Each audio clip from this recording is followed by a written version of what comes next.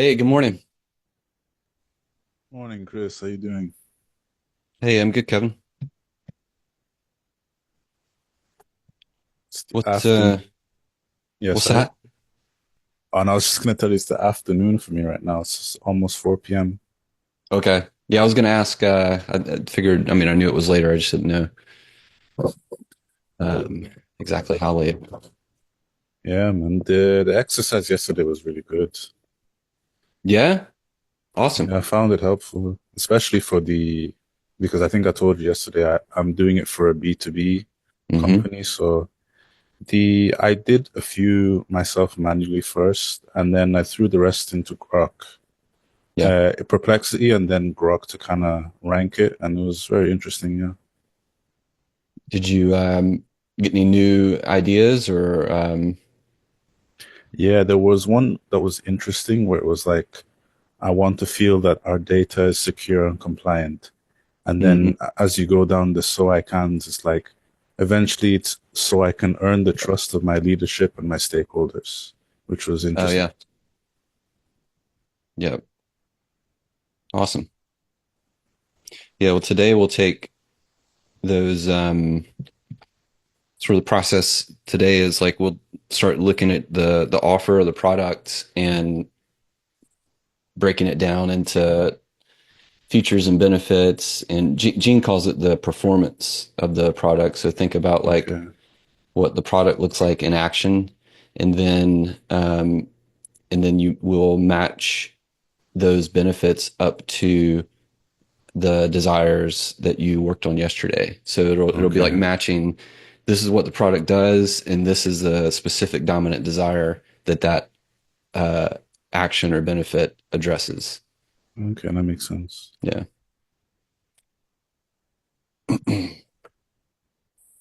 Hey Steve, how are you doing? I'm doing good, Chris. How are you? I'm doing great, man.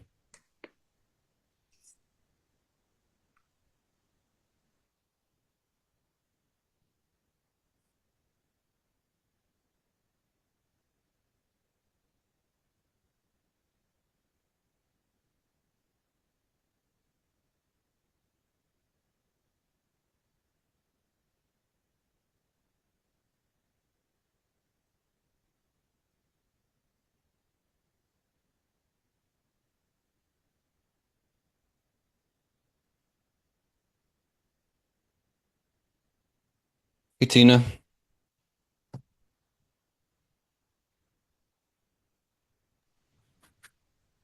Hi, Hey Brian. Chris. How you doing? I'm Hey, talking to myself and the gotta audio off.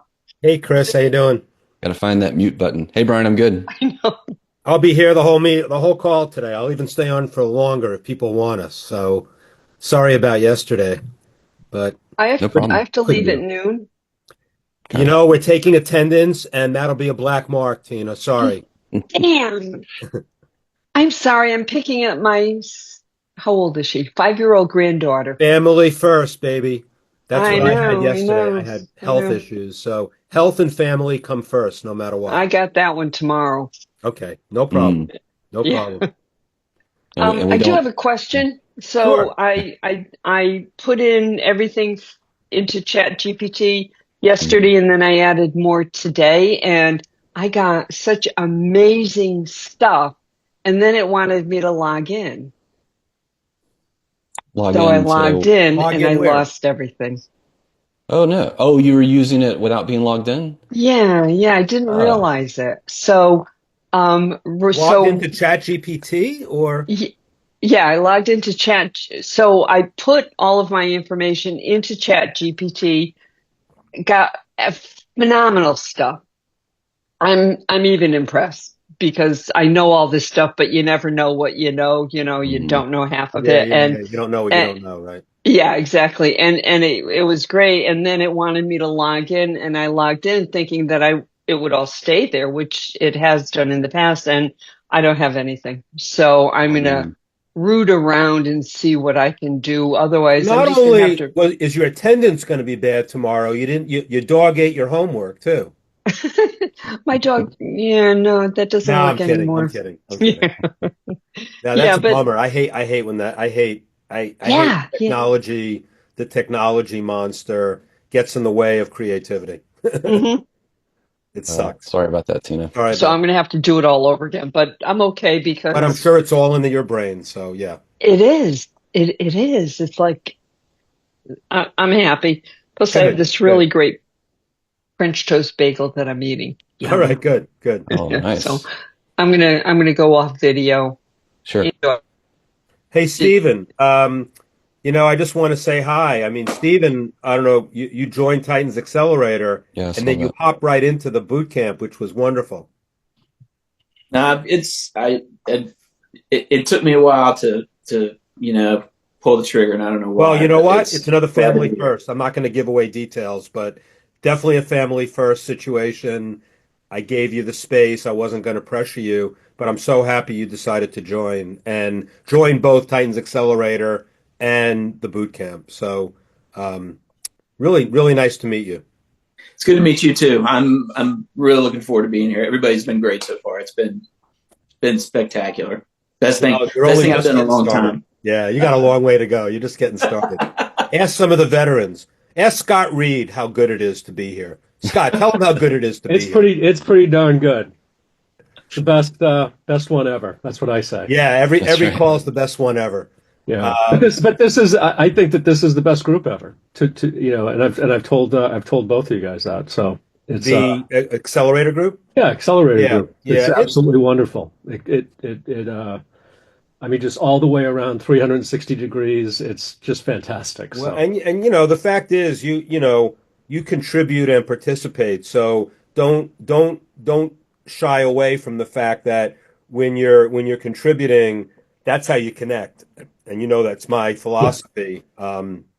In terms of, when people have called me a networker, and I cringe because networker kind of implies, oh, he's a glad hander.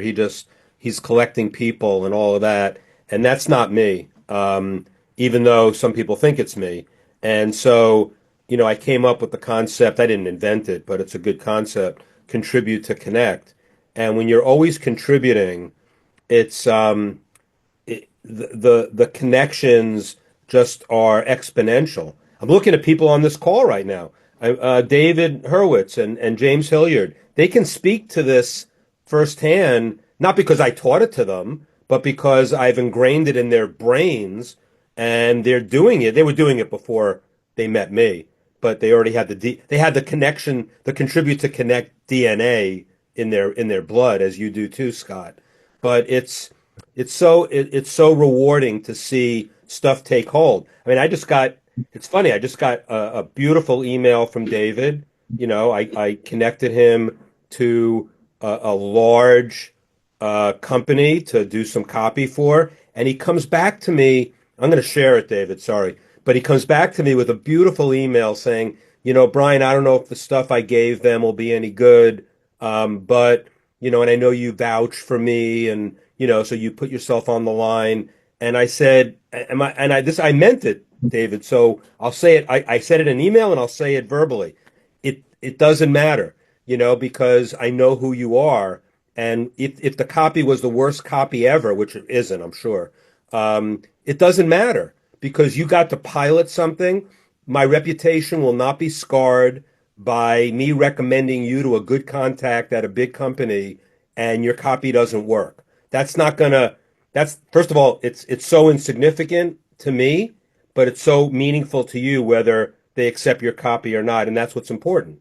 Because my life, not that anybody cares about my life, but my life is currently about mentoring, and it's about, you know, educating and learning by teaching. And so, no reason for you to feel any remorse about whether your copy gets accepted or not. So I just want to say it publicly. And and you went out there boldly, and that's the most important thing.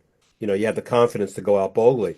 And James, you're like, I mean, James is on fire. I mean, he is like every month he puts out an email, and I'm not saying any people should get on his email list for this, but you can. I think it would be useful. If can I do that, James? Can people get on your list? And what he does is he is basically doing an account. I'll call it an accountability to himself email that goes out to his core email list. I'm sure it's a lot of friends and family and people who he's worked with and clients, and he sends it out. And this is very Gene Schwartz like too. It's like it's connected to the boot camp because James basically says, "Look, you know, it's sort of like I think there's a David Ogilvy quote that says, you know, if you can't sell yourself, how do you expect to sell anything else?" And it's something like that. And so James is saying, if I can't be accountable to myself, how can I be accountable to my clients and everybody else? So he's like, and he puts it out there. So then it becomes a declaration. You know, and when you put it out there, it's bold, just like David was bold with his copy to this client. And I just love seeing that because it takes courage, you know. It's the four C's. Dan Sullivan talks about the four C's. And the first C is you make a commitment. The second C is courage. And Dan Sullivan says courage is a shitty place. He actually says that. But if you get through the courage, then you get a capability that you never had before. And that enables you to make another commitment. And so I'm just calling these people out because it was relative to Stephen, it was relative to Scott, and I figured we had a couple of minutes, so I do a little coffee with Kurtz there and just share what's going on in my email and with the members, and I'm basically I'm full of love. That's what I'm full of, and I'm full of coffee too. I might have to go pee soon, but in my Titans Accelerator mug. It's because the Yankees finally broke their losing streak last night. Yeah, but I'm not a Yankee fan, despite the Mariano Rivera poster on my wall. I'm a Met fan. But Mariano Rivera is my favorite player. Different discussion for a different day. If you've been on my blog list, you know what I'm talking about. But if anybody wants to hear the Mariano Rivera story, we can do it during office hours. But I'm going to turn this over to Chris because we got a lot to cover today. Yeah. So today we're looking at taking the work you did from yesterday, or maybe some of you are still kind of getting going with identifying the mass desires and scoring them across the three dimensions, urgency, staying power, and scope. But we'll be taking that work, and the next step is learning how to think about what our products look like in action. Gene calls it what's the performance of the product, and it's really kind of if you really break it down, like it's another way of thinking in terms of the features and benefits of your product, and then matching those outcomes with those desires, and so it's kind of a cool approach, and it's why we broke up these two sessions just to dedicate enough time into each one.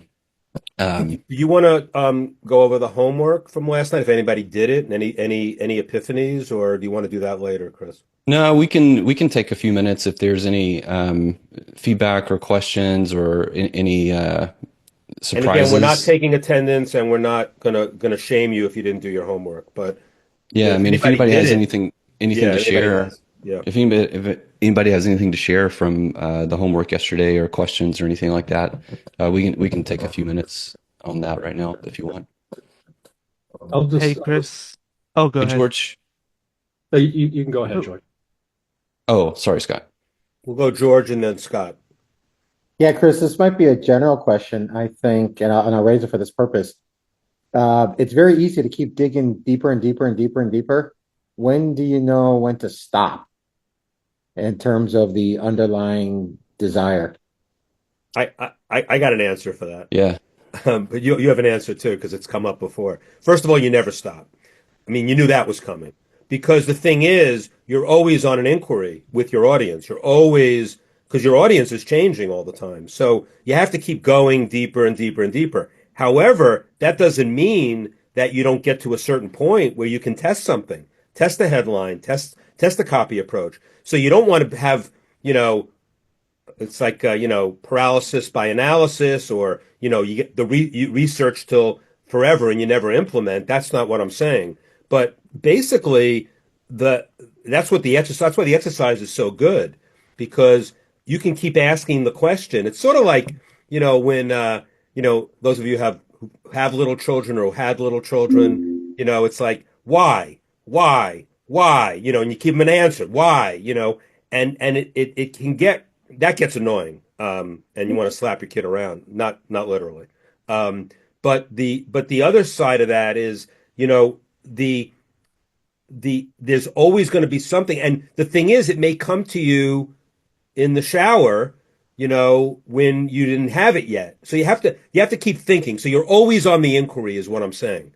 But that doesn't mean that you don't stop, pause, turn around. It's sort of like, when I talk about, Dan Sullivan and the gap, which I'm not going to go into, but the idea that you, at some point, you want to, you're in the game, and instead of keep looking at the horizon, which you never get to, you can walk to the horizon, you'll never get there. You need to turn around and say, okay, where am I? How much have I explored here? And how much can I adapt right now? And sit down in a blank piece of paper using the Pomodoro method, which we'll talk about on call number 6, and get writing, and don't just sit there and say, I can't write until I get the answer of the core desire. You may be there, you may not be. Chances are you're not there even after doing this exercise a few times. How would you answer the question, Chris? I mean, I think I don't think I have much more to add than that. It's just it's a constant journey and process, because you're always learning based on feedback from the list, the audience that you're interacting with, and then also just how you'll come up with an idea for a promotion or a new angle. You'll test it, you'll get that feedback, and you'll compare it to things you've done in the past. So I think, just in short, like, I think what you shared is but also it's not that you have to invent either, because as Chris just said, you're going to keep asking them. They'll tell you, and so you have to keep that dialogue going. And I was explaining, it was during my workout today, so I try to talk to my trainer so I don't think about the pain that I'm in. And so he says, he was asking about, just, I don't know what the conversation was, but it was, I was talking about, I lost my train of thought. Anyway, let's go to Scott. Yeah, Scott. Yeah, I just wanted to comment on the prompts that you supplied, and the fact that you've integrated, leveraging AI as part of this boot camp, which is, I believe, the first time on that. And just, this morning I was going through the materials from yesterday, and that first prompt, I mean, I spent a lot of it was just such a fantastic prompt, and there's so much value, because I kind of scratched the surface on Perplexity months ago. I mean, maybe like a year ago, and I haven't gotten back to it. So it was a really good thing to get back into it, because I've traditionally been using ChatGPT or Claude. Yep. And having that as part of the research component was just very helpful. I mean, I could spend a week on what the results were on this prompt, just kind of going through all of the sources that it linked out to. So it was just really good. I just wanted to thank you for that. That's great. Yeah, it was that was really great, Chris. I just remember what I was going to say.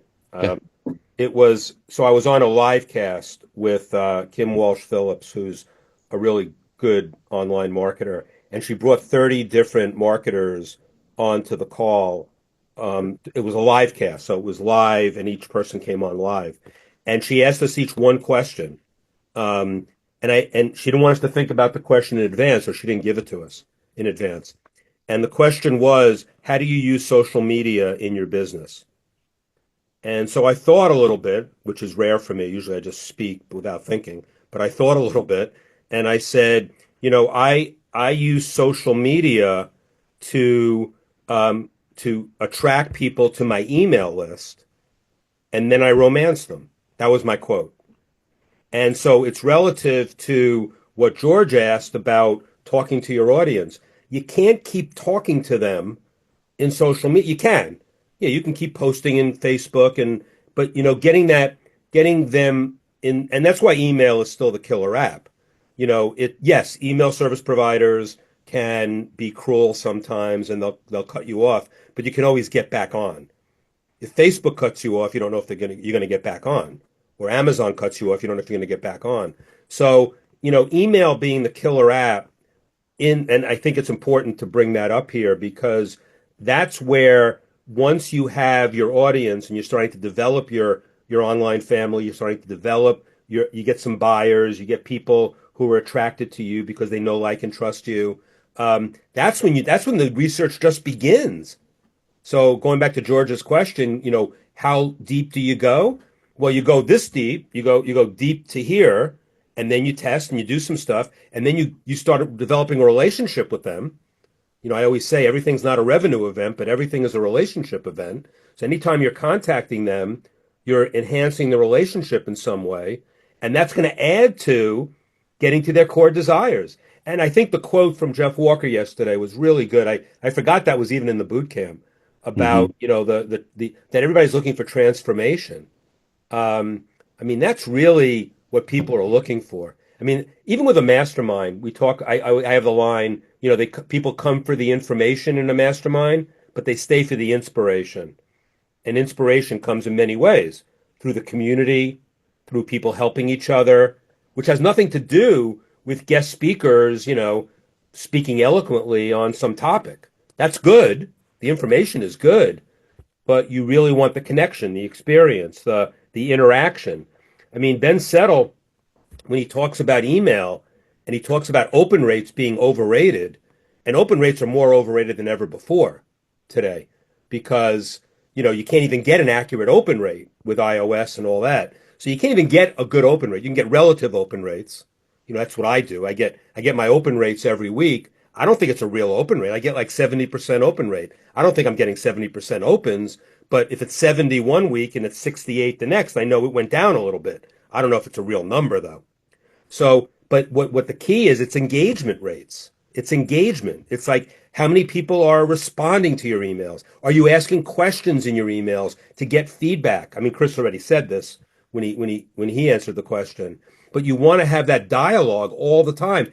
And that's when you'll get to the next level of what they won't tell you or what they can't tell you. To get to what they can tell you is nirvana. You don't get there easily. You can't get there easily. What they won't tell you, you can get to. What they can tell you is like that. That's when you hit pay dirt, and you're not going to hit pay dirt with just cursory research. Yep. Golfin? Hey Chris, appreciate that. So I had a question. So I was going through the desires yesterday. So just some context. So we have like a sleep supplement offer, help people sleep. So the desire, right, was obviously going to sleep without waking up in the middle of the night. That was like the service level desire. I'm a bit confused whether these would class as desires, like, finding a natural product that doesn't, impact them long term. Is that a desire in itself? Or like, for example, a different one would be like, okay, let's just do that example. Like, would you consider that as a desire, a natural product? Yeah, because there's a subset of people that, they don't want to take synthetic Yeah, chemicals and put that into their body, and so they want better sleep, but they want to do it with natural ingredients. And I would also be thinking about like what does better sleep get them, yeah, the next exactly. day. So what is it they're trying to Yeah, what is bad sleep preventing them from achieving? So they can. exactly. That's the so they can. Yeah. Yeah. Perfect. So the desires can be like results of that initial desire. For example, like sleeping through the night. A different desire could be like getting more energy, right? Because they Hmm. slept through the night. Yeah, and Yep. so it could go, and then it gets to the ones Yeah. like so they can Yeah. be a better parent because Hmm. they'll be more attentive to their kids, so they Yeah. can not go bankrupt because they're not paying attention to their business because Hmm. they're sleepy all the time. I mean, that's where you get to the what they won't tell you, what they can tell you. But yeah, I mean, Yeah. you got to start somewhere, and you started at the Yeah. right place, I think. Perfect. Yeah, Appreciate that. yeah, Yeah, go. yeah. You're Uh, on it. You're on it. Good job. Thank you. Renee, and then we'll hop into the presentation. Hello, thanks for the lesson so far. So what I did, so I did the exercise, and what I do, like I did IT and finance consulting for for big corporations and banks mostly, and I then switched to freelancing, and now want to switch more like to smaller companies and offer that. So why I joined this class, very short notice, just I think 1 or 2 days before it started, was because I was just like at this point, I tested something with Facebook ads, and then I realized, okay, this offer obviously is shit and doesn't work. I need to dive deeper into this. So when I did the market research, so I picked a specific niche. Right now, it will be e-commerce companies that have scaled to a certain revenue, like the classic 7 or 8 figure range. And so for me, the issue right now is also I realized I have this in my head when I did the market research yesterday. So one angle I could take is come from the IT processes and systems side, and the other one is could be coming from like organizing financials side, which more or less is like at least for me, like anyway, like there will be a big overlap. Do you have, when you do market research, like this in mind, like when you have different angles that like basically lead to the same product, like 80 or 90% will be the same because they will need both of those things. And do you have that in mind when you do market research? Because I tried to use the prompts a bit, and I gave them like double things, and some answers I got were more valid for like a better IT system, and some answers were more valid for like better overview over their financials. I mean, for freelancing, if you're looking to work with a client, I mean, I definitely have in mind of like the things that I know that I'm good at. Like, how can I, like, what are the skills that I have that I know that I can step into something and make a difference? For me, that's going to be, like I'll think, writing copy of some sort, sales page, putting offers together. For you, it would be thinking about like, what do I know about myself and my skills and my expertise that I think would benefit some of these companies. And I think that's, as a freelancer, a really good place to start to have your research kind of focused on those pain points and trying to find, with your set of skills, like entry points into those pain points, if that makes sense. Okay. Yeah. I But mean, for the pay, identify like what there's an expression I learned in Strategic Coach called unique ability. And to get to your unique ability takes time, it takes a lot of research, but play with it. Because I think Chris is right. I mean, the answers will come from the audience, and then you have to do. I understand that they could be coming from on different areas, and then you're trying to merge them, but to merge them into where your expertise would be most useful for their pain points, which is what Chris said, would be the sweet spot for you. You're not going to get there immediately, because Okay. you're getting all this, you're getting a lot of noise from the data that you're getting. Because again, you've had these careers, you've had a corporate career, and now it sounds like you want to go more to either a smaller companies or entrepreneurial type companies, if I understood you correctly. Yeah, basically want to shift back from the big freelancing projects, which are nice and they bring like stable revenue, but they are always through a third party. And Yeah. I Yeah, just you want to wanna like go control your directly destiny. to, Yeah, you want to control your destiny more. yeah. And that What? Go ahead. Sorry, go ahead. Go I ahead, was gonna say, one of the things you could do just came to me. Whatever research tool you're using, let's just take Perplexity, because you can use the prompt I gave you, you get the output. But that doesn't have to be the end. Like, it's an ongoing conversation. So, you do that, you get the output, And then you could say back to Perplexity, like, hey, here's what I'm really good at. These are the kind of results I get. And I'm looking for the best entry point into helping the kind of businesses and companies you just told me about. Can you give me some ideas about specific ways that I could help them? And you'll get back ideas from there as well. So that's another option for you is just to keep that conversation going inside of your research tool. Yeah, that's valid as well. Yeah, I used Perplexity a bit more after you told me. I had like some professional subscription gifted to me a while ago, but never used it much because I trained ChatGPT on me all the time. But it seems Perplexity is a bit more better for this task. Yeah, I will definitely take that advice. Yeah, and I just thought about this right now. On the free version of Perplexity, you get 3 like deep research searches a day, I believe. So if you do use Perplexity, there's just a little toggle switch at the bottom of the search bar where you click on research and you put it into deep research mode. And so if you didn't do that and you were using Perplexity, you could go back and see, because it'll dig a lot deeper in that mode. So I didn't mention that yesterday. I just thought about it. I will try this after the call again then. Yeah. Play around. We've got office hours too. We can go further into this as well. David? Thanks. I just wanted to say I was amazed at the AI's ability to come up with can't tell benefits. Yeah. I figured these are something that we're not consciously aware of. How is a computer going to do it? And they really sound, I can't be positive, but they sounded incredibly likely. So I am certainly a new convert for using this stuff for more than just, sifting through scientific papers. So thanks for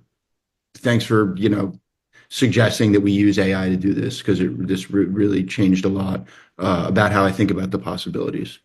Yeah, you're welcome. I agree. I was interested in that myself when I was putting these together, and was running a bunch of different tests through it before I put it in the slides, and it was coming up with those can't tell options, and I was like, that's pretty good. All right, I've got a couple videos today, so I'm gonna make sure sharing sound.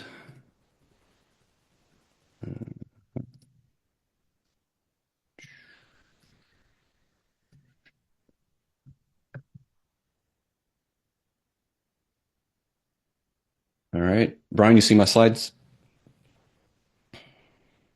Yes, I do. Awesome.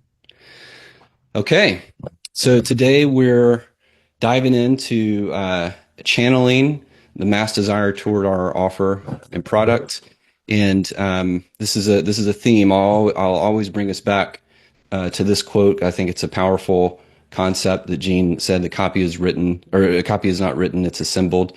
And so that kind of leads to this idea of building your copy assembly line. So this is what we did yesterday, where we spent time thinking about, what are those mass and dominant desires that actually create the market that you're going to serve. And then today we're going to talk about how to direct that desire toward your solution that you're offering. And then our next call, we get more into the states of awareness. So how much does the market know about their desires? And then next week, market sophistication, where we're looking at the competitive landscape, and that really impacts how we show up to the market as well, because we want to stand out, and we don't want to remind people of an ad campaign they saw from a competitor of ours. Gene actually calls those echo ads. If you're just doing like fill in the blank style template copy, a lot of times people will start to recognize sort of the copy template, even if they're not copywriters. Like, oh, how to do X without XYZ. They start to recognize those patterns. So today is is about, let's see, I need this to go. Today's about playing matchmaker, and we're playing matchmaker between the dominant desire and the specific performance or benefit that your product produces, and we're connecting that outcome to show how it satisfies a specific desire. And this is probably one of my favorite sessions to teach because I think it really does connect a lot of the dots from yesterday's session that was really focused on the market desires and the assignment that you guys did. So today we're kind of taking that next step into how do we start to come up with different marketing angles and actually help our audience see exactly how our offer or solution solves their problem, addresses their desire. And one of the things that Gene says, we're still in chapter 1, right? So one of the things he says in this chapter is that your product, it's going to appeal to a bunch of different market desires, but you can really only focus on one dominant desire, and that's where he gets us to, the dominant desire has to be urgent, has to have staying power, and it has to be shared by a lot of people, which is scope. And so we've got the dominant desire, and we want to direct it toward our product, and we want to showcase that our product or our offer does a better job of satisfying that desire when compared to any other alternative. And what I like about this, you go back to what Brian was talking about yesterday, the three-legged stool of marketing, where the success of any promotion comes down to 41% is in the list, 39% is in the offer, and then 20 is in the creative. And I really appreciate that even in this process that Gene has, we're starting with the market first, and then we move to the solution that we have for it. And I've been guilty of this, where I get an idea for a product or an offer, and I think it's going to be great, and I just want to go out and sell it without actually, I'm in love with my own idea, sort of thing.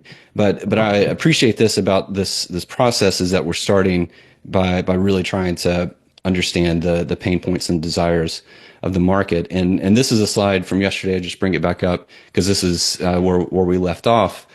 And it's the question of, okay, once we've done all this work and we have some ideas about what we think the dominant desire is in the market, how do we begin to channel it toward our product? And I like to give a little disclaimer, because these next few slides, they're pretty text heavy. And I did that intentionally because you're going to get these slides, and I want you to have a really good documentation on what this process looks like, so you can go back and refer to it. So I just want to call that out because you're going to see a lot of text on these next few slides. So this is the process that's documented in Breakthrough Advertising. So I'm gonna go through it, and then I'm gonna show you some examples of different ads that I think do a good job of doing this to help sort of make it real for you. So when you're channeling mass desire onto your product, the first step is what Gene says is you're choosing the most powerful desire that can possibly be applied to your product. And every product appeals to 2 to 4 mass desires, but only one can dominate.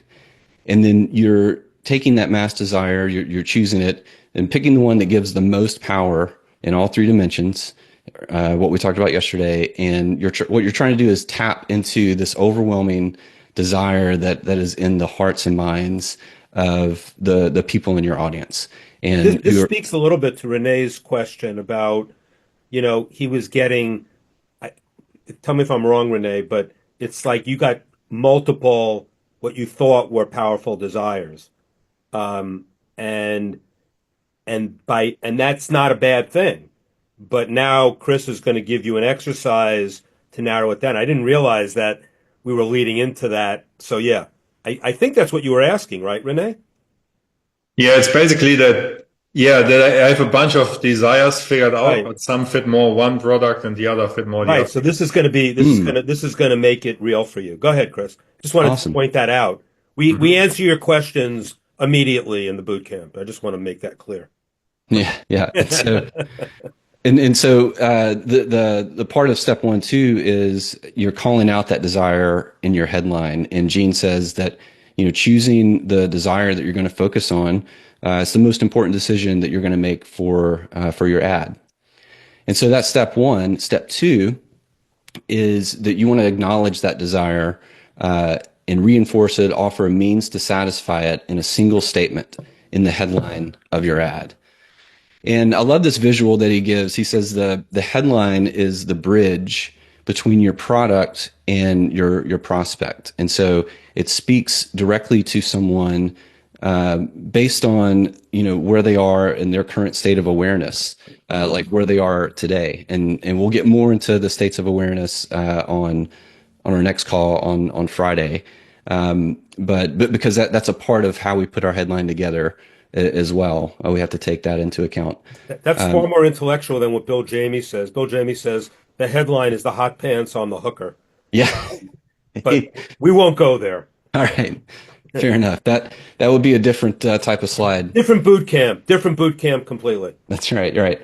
So continuing on with step 2, what Gene says is that if you've got a prospect, and this does kind of get into the states of awareness. So they're not aware of your product, but they are aware of their desire. Like they know that they want to satisfy a desire or solve a problem in their life.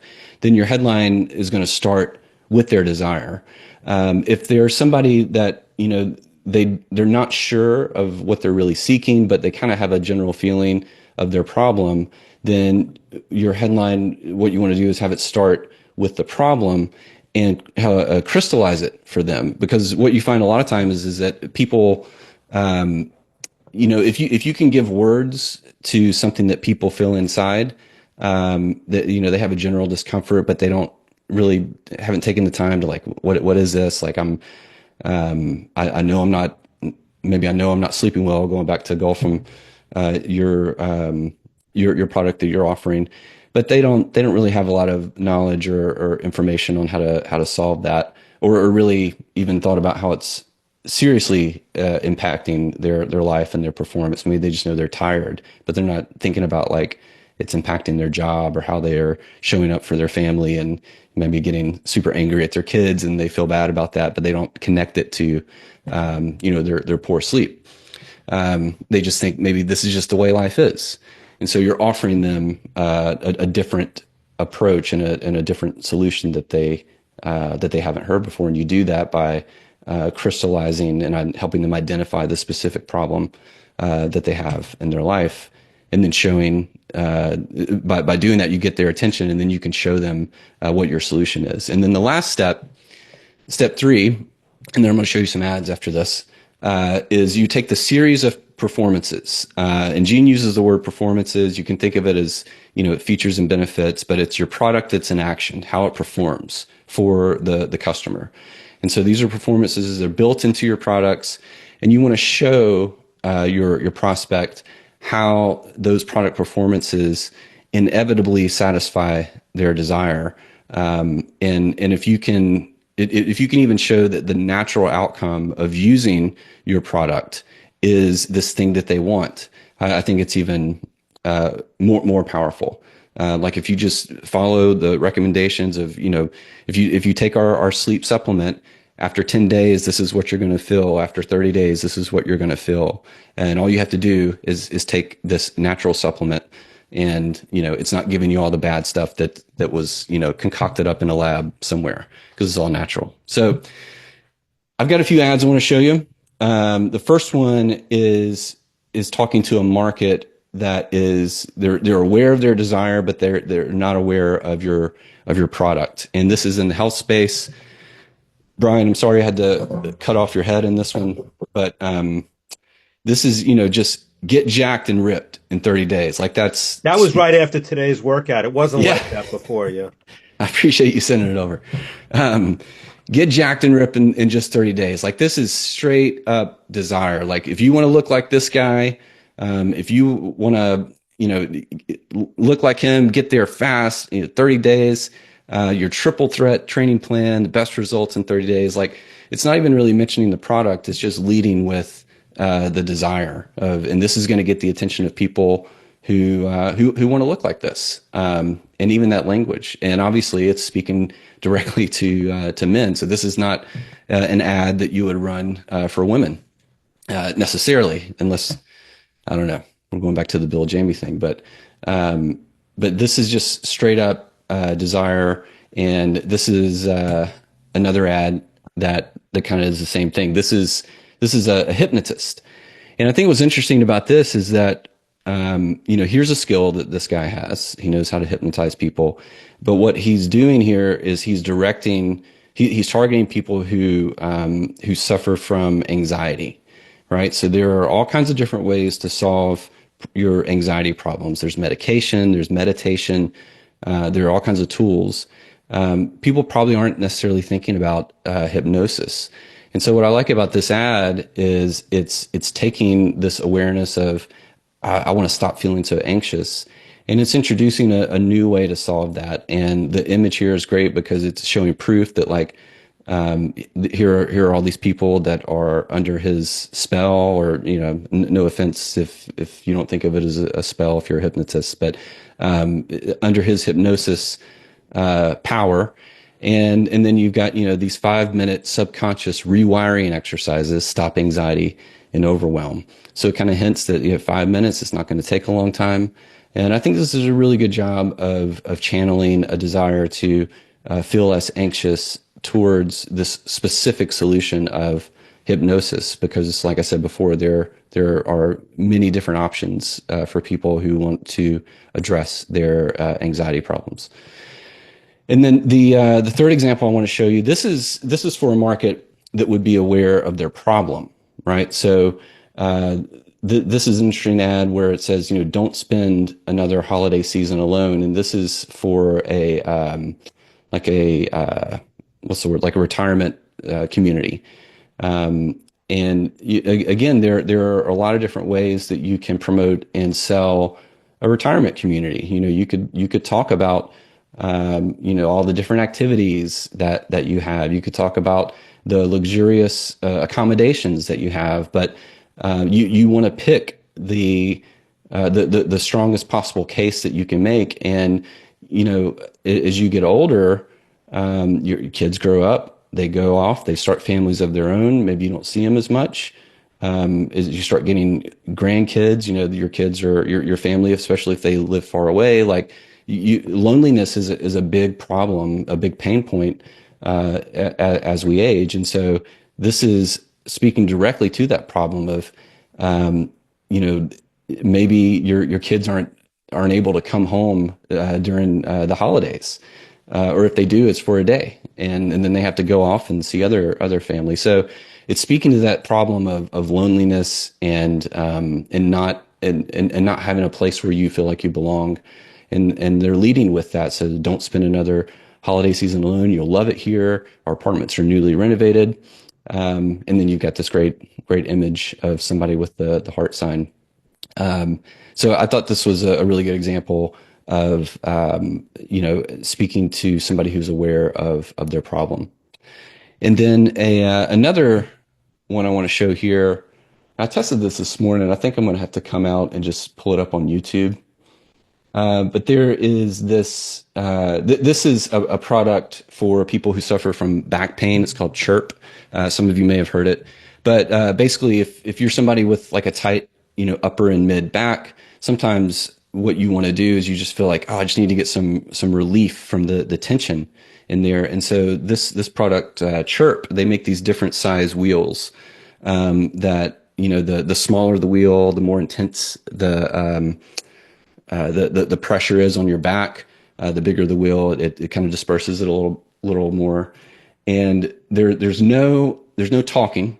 And this is an ad that came out back during kind of the height of the ASMR craze that was going on. If you're familiar with that, if you've seen those videos where people are like whispering into the mic and they're doing their nails on it, and people talk about getting the tingles when they do ASMR. But this is like an ASMR ad, but also speaks directly to somebody suffering from back pain, and they don't want to go to a chiropractor for whatever reason.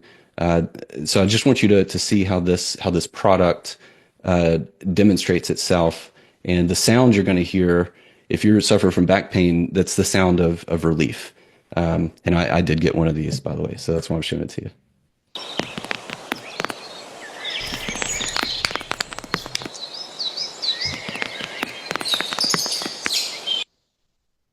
I'm Maddie, and this is my Oxfit XS1. And this is an ad that I wanted to show you for Fit. No, I'm kidding. Let me do that.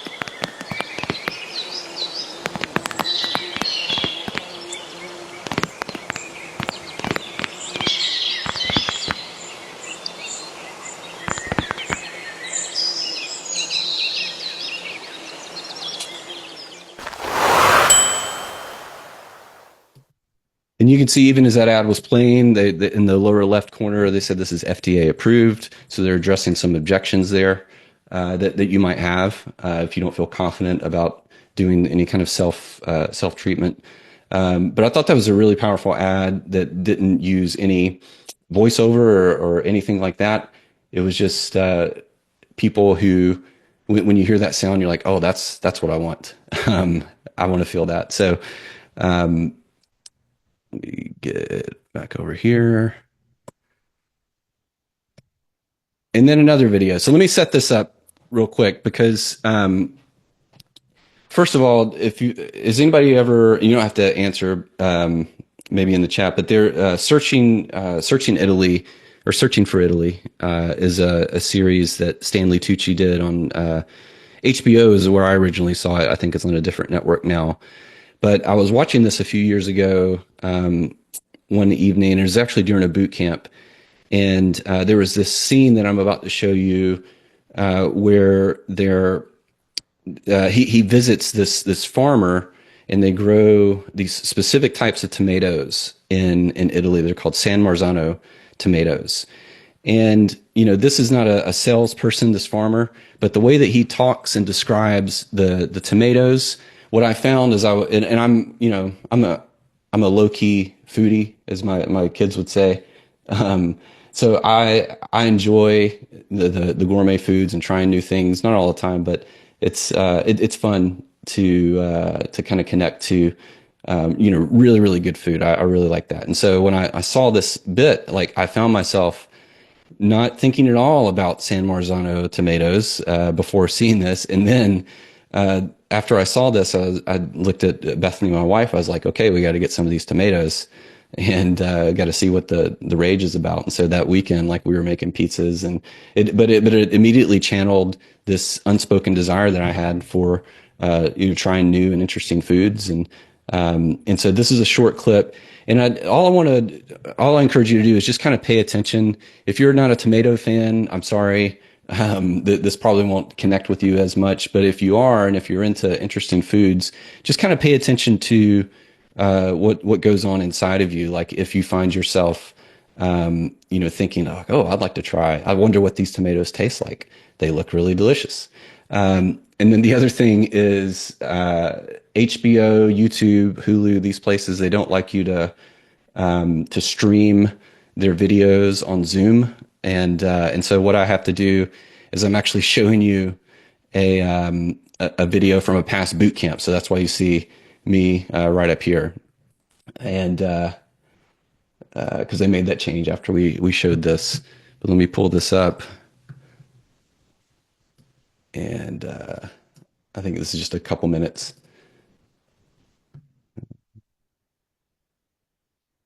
Make it bigger. I think this is as big as I can make it. So play this. On the top left, Chris. So, if you're going to make the greatest pizza in Naples, once you have the best mozzarella, you need the perfect tomato. There's a place whose name is whispered in awe by pizza fans everywhere, from Brooklyn to Bangkok. And Enzo is taking me there. Adesso andiamo a vedere il vero San Marzano, che tutto il mondo ci invidia. As a pizza lover, I only ever buy cans of San Marzano tomatoes. And now I'm heading to the promised land. Although I hadn't quite expected it to be a small farm under a freeway. Vai, vai. We're meeting Enzo's special supplier, Uncle Vincenzo. Behind his rusty gates, I'm reminded that here in Italy, treasures are to be found in the most unlikely locations. Stanley, questi San Marzano sono così speciali. C'hanno una buccia sottile attaccato, un succo gradevole e un'acidità in fondo, che è qualcosa di unico che si va a sposare con la mozzarella. Non è troppo acidità? Non è troppo acido, No. non è troppo zuccheroso, Sì, sì. è equilibrato, è anche succoso. I've eaten San Marzano tomatoes all around the world, but the bright, balanced flavor of these is like nothing I've ever tasted. Esiste un vero scandalo del San Marzano, ne ha parlato pure in un'inchiesta giornalistica del New York Times. È il pomodoro più replicato al mondo, ma in realtà il vero San Marzano sono pochi 150 ettari, non sono tanti. That's it. E basta! Non ce ne sono più. Perché sono nel tutto il mondo Di milioni di tonnellate. scatole E tutte che false. dicono San Marzano, ma non sono. Ma non sono San Marzano, no. Questo è il San Marzano. Allora, Lo so, ma io non posso andare qui ogni giorno. e che vuoi? Un prodotto di qualità. Stanley, è possibile avere un gioiello per tutto il mondo? No. Yeah, no, impossible. So what a salesman, right? I know, and I think it's just his passion coming through. I mean, it's the things that I love about that video is I love when they squeeze the tomato and that juice comes out. They're describing it. He's not too sour. It's sweet. But then they get into how all the cans that you see in the grocery store, they're all fake because the real San Marzano tomatoes, come from this little spot in Italy.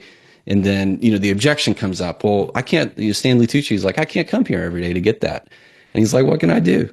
You can't have a gym everywhere in the world. And, so obviously when I went out and got these tomatoes, I went to the grocery store and I was like, well, I got to settle for that because I'm not going to Italy to get these. There was we did a supplement at Boardroom, and I think it was a joint supplement of some sort, and we were dealing with a doctor and a formulator, and they kept on telling me that it had a lot of ingredients that were things you can get anywhere. But there was one ingredient apparently, and I researched it a little bit, and we did put it in a promotion, that there's this one ingredient that could only be gotten. So I was looking at that little farm under a highway. This ingredient can only be found in a certain cave in Africa. And it was like, I don't know, Nigeria or something. And so if you can make the claim like that, that's the differentiator. Even in a commoditized product, tomatoes are a commoditized product. This supplement was a commoditized product. Now there are a lot of people that'll make it up, and that's deceptive. But if you can, I don't know, if you can come up with, a way that if you're a farm in Nebraska, I don't know where they grow tomatoes in the United States, but let's say it's in Nebraska. You're growing tomatoes in Nebraska, and you can make the case that you learned from Uncle Vincenzo in San Marzano near Naples. That could be good enough. And so, but it's like to be able to get that differentiator is so critical in your copy, in your headline. Every San Marzano tomato in the world is fake except ours. You can make that claim, you're going to set yourself apart. I'm not saying you can do that easily. I'm not saying that it's doable. I'm just saying that's what I was thinking about in watching this. Plus, I was thinking about that ingredient from the cave in Africa as well. Yeah. I mean, there's kind of two things with this video. There's the takeaways for salesmanship and how you talk about the uniqueness of your product. And I think, for those of you like me who watch that and you're already thinking, I need to update my grocery list so I can try these San Marzano tomatoes, that you get to my hope is that some of you got to experience that feeling that you want to generate in your customers of, awakening this desire that you had no awareness of before seeing that video, and you're already thinking about when's the next time I can try. And now that I know this about these tomatoes, I want to see if I can, tell the difference between them and any other type of tomato. So it's kind of twofold for showing this video. So back to breakthrough advertising and the specific things Gene's talking about. One of the things he says in chapter 1, when talking about channeling desire, is that every product you sell is really two products. So you've got the physical product, which is what it is. So the steel, the glass, the papers, and you can think of this as your features. So this is what the product is. And then you've got the product in action, which is what the product does for them. So these are the benefits that they get from using your product. And on the physical product, Gene says that it doesn't sell. The physical product can only justify the price of your offer. You can use it to prove that your product can do what you say it can do, assures performance. The physical product can sharpen the mental picture of the product's performance. And then more specifically on page 9 in the book, he says, no physical part of your product can ever become a headline because no one will buy the size, weight, or careful construction of a product. Rather, it's the performance of your product satisfying the mass desire of your market that provides the selling power of your ad.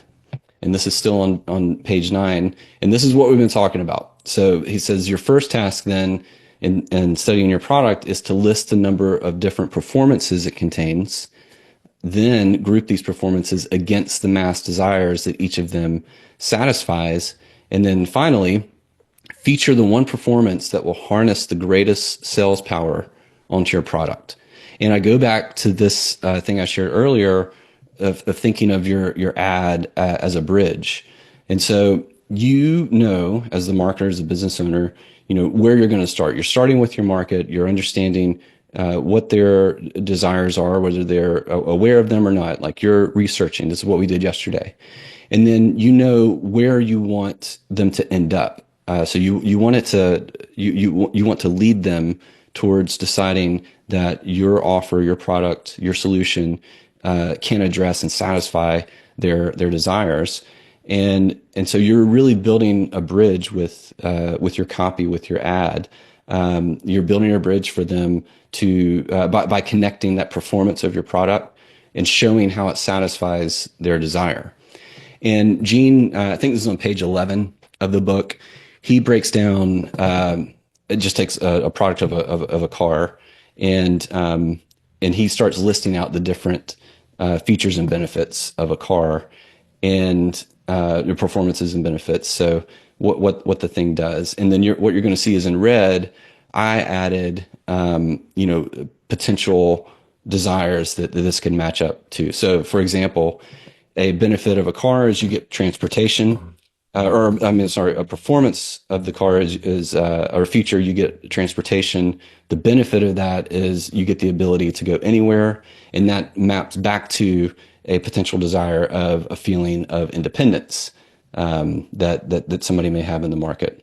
Or you could have a feature of this is an economical car, so you're going to have gas and oil savings because of the way it's built, and the specific ways that it burns fuel. And maybe a potential desire that this would map to is you're going to have freedom from constant repair bills.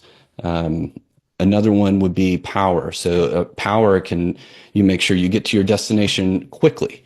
And so maybe you could connect this to a desire of think about how much more you can get done in a day. If you're a delivery driver or whatever it is, getting to work faster. We've got a car that can get to your destination quickly. It's powerful, and you can get more done in a day. Another one would be recognition. So you get a nice, more kind of luxury car the benefit there is you're going to get admiration of others, and that could connect to desire that you probably don't want to say out loud, but it's connected to status, feeling superior to others or your neighbors when you pull that new car into the driveway. And then the other thing that he talks about is you could have a car that focuses around novelty. And you see this, as we get even today with like self-driving capabilities. But back then it could be having maybe a certain way that the suspension works, that it offers the smoothest ride. There's that famous David Ogilvy Rolls-Royce ad about the loudest thing at 60 miles an hour is in a Rolls-Royce is the clock. And so, this could, if you're somebody that you like to have that thrill of being the leader, of being the first to try something new, and that shows up big for you in terms of like the desires inside, this would be something that you could connect to that desire.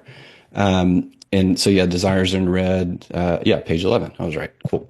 So if you want to, and Gene, and he goes into much more detail when he breaks this down. So I kind of gave you a summary version, but if you want to go and just read his explanation on page 11 in the book, definitely encourage you to do that because there's even more depth there as you hear him break this down. So channeling mass desire, what Gene says is, you're asking yourself two questions. So what is the outcome of using my product? It's the product in action. And then does that outcome map back to the dominant desire in the market? And so this is the process. And this is going to be our exercise. And I've got another prompt for you on this one as well. But this is what Gene talks about towards the end of chapter 1 about how you actually begin to implement what he's talking about. So you start by listing the features of your product. So that's, what it is. And then you're going to justify why each feature is included. And you'll see we ask that just by having a question of like, why is this feature included? And you'll answer that. And then you're going to describe the result of each feature. So what does this feature give me? And that gets to the benefit. And so I'll give you an example here. You guys are familiar with Breakthrough Advertising Mastery. So a feature of Breakthrough Advertising Mastery is that at the end of each chapter, we've got exercises that you can do. And those came directly from this boot camp, but we've got them for every chapter, all the way through the end, all 14 chapters. So there are exercises at the end. That's a feature. And a benefit is that by doing those exercises, you become an implementer instead of just a fan of the book. So you kind of take on this identity and this role of being an action taker, and that feels good. Like if you want to feel that about yourself. And so then we drill down even further. So we start thinking about what's the benefit of the benefit, right?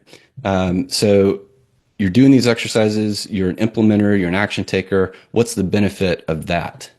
So the benefit of that is realizing like you can't profit from breakthrough advertising unless you implement it. Like just reading it is not going to do you any good until you put it into action. And so then what does achieving or not achieving those benefits feel like to your prospect? And then what market desire is most satisfied by each benefit? And I'm going to go a little bit deeper into Breakthrough Advertising Mastery so you can kind of see, because you're almost like building a logical case for somebody of making your case of, I know what your desire is, I know what you want. I've got something that helps meet that desire, and I'm going to prove it to you by showing you the benefits that you get from it, and connecting that back to showing you how that actually satisfies the thing that you want. So if we take breakthrough advertising, you could say a mass desire for this market, and this is a lot of you guys too. It's probably a big reason why you even signed up for this boot camp. Is I want to make a good living writing sales copy. Some version of this, right? A more dominant desire would be like, I want to reach this goal as fast as possible, and I want to avoid mistakes so that I can earn more money and have more freedom in my life. So I want to get better at writing copy and doing persuasion. I don't want to make unnecessary mistakes. I want to get there as fast as possible. And so then how do you take those two and begin to channel the desire towards a product like Breakthrough Advertising Mastery? So I kind of think of it as, I always think like, what's the premise that I can start with, and that we can all accept. So Breakthrough Advertising, it's the Bible of copywriting. There's plenty of proof and testimonials and things that I can show to back that up. So if that's true, then it follows that learning Breakthrough Advertising will make you a better copywriter. But, and here's the problem, it's a harder book to understand. It's the word we always use and we hear from customers. We just make up the word dense. We hear that from customers. And so we started using it. So it's a dense book. We're using their language. It takes time. So it's not fast. You've got a dominant desire that you want to get there as fast as possible, but here's a book that takes a lot of time. So Breakthrough Advertising Mastery is this companion study guide. It's got practice exercises for every chapter. The exercises show you how to use the ideas from Breakthrough Advertising. And what this means is that you can start using the Bible of copywriting faster to improve your skills and earn a good living. And the way that we break this out into this worksheet that I'm going to give you is we start with our product over here. And you can see like I've got a bunch of different features for Breakthrough Advertising Mastery. So you've got your product, and then like I just start listing individual features. So we just did this one, but yeah, I'll just go through this again since it's highlighted. So it's got exercises in each chapter. Why is this feature included? You have to practice the concepts that are taught in the book so you can internalize them. You have to build your marketing muscle memory. And then what is the benefit of this? So what's the benefit of having these exercises and being able to do them? Well, you can become a doer of Breakthrough Advertising and not just a fan. What's the benefit of this? What's the benefit of the benefit? A Breakthrough Advertising practitioner is the only person who can master the material and profit from it. Otherwise, you're just a collector of fine marketing books. And this next part is you, and you can go even deeper. So you can do the benefit of the benefit of the benefit, but I stopped here. And I should mention, this is an interpretation of a worksheet that came out of Titans Accelerator. Kim Krause-Schwam is an A-list copywriter, amazing person. If you're not on her email list, definitely get on that. She puts out a lot of great material and training products on how to write better marketing and copy pieces. But we took this and I adapted a little bit for Breakthrough Advertising. But this is one of the things that she had is like, is you think about, if you put yourself in the position of your customer and you think about like, man, what if I could think of myself as somebody who's actually using Breakthrough Advertising? Because so many people talk about it, but very few people actually get through it, and even fewer people actually implement it. Well, connect that to like an emotion, like what does that bring up? And so I start thinking, well, that could this marketing message would bring up feelings of maybe I feel better than other copywriters. I feel superior. There's also a fear of, I spent this money on this book, and if I'm not a practitioner, I just wasted my money. So there are all these different emotions that come up linked to the benefit. And then you try to think, you go back to those desires that you had yesterday that you were working on, and try to match it up. This is where the matchmaker idea comes in. So is there a matching desire that kind of falls in line with this train of thought? And so the one here is, I want to, but back to that dominant desire of, I want to reach my goal of making a good living as a copywriter or direct response marketer quickly. And so speed is sort of the matching desire there. And so that gets us to our assignment. I'm going to go through the assignment, and then I'm also going to show you the prompt that I have for you, and show you how I am using it in my dog ACL injury research. So this is the assignment. You're going to pick a product or service that you have.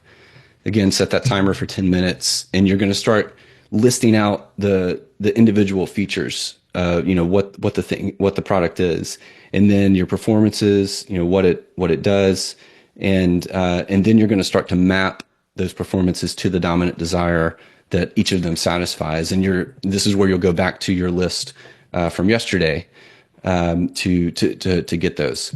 And then what you're doing is picking that performance desire combo that you think is the strongest, and you think it based on your knowledge of your market, the research you've done, the time you've spent, talking with customers and getting feedback and response data from past offers you've made.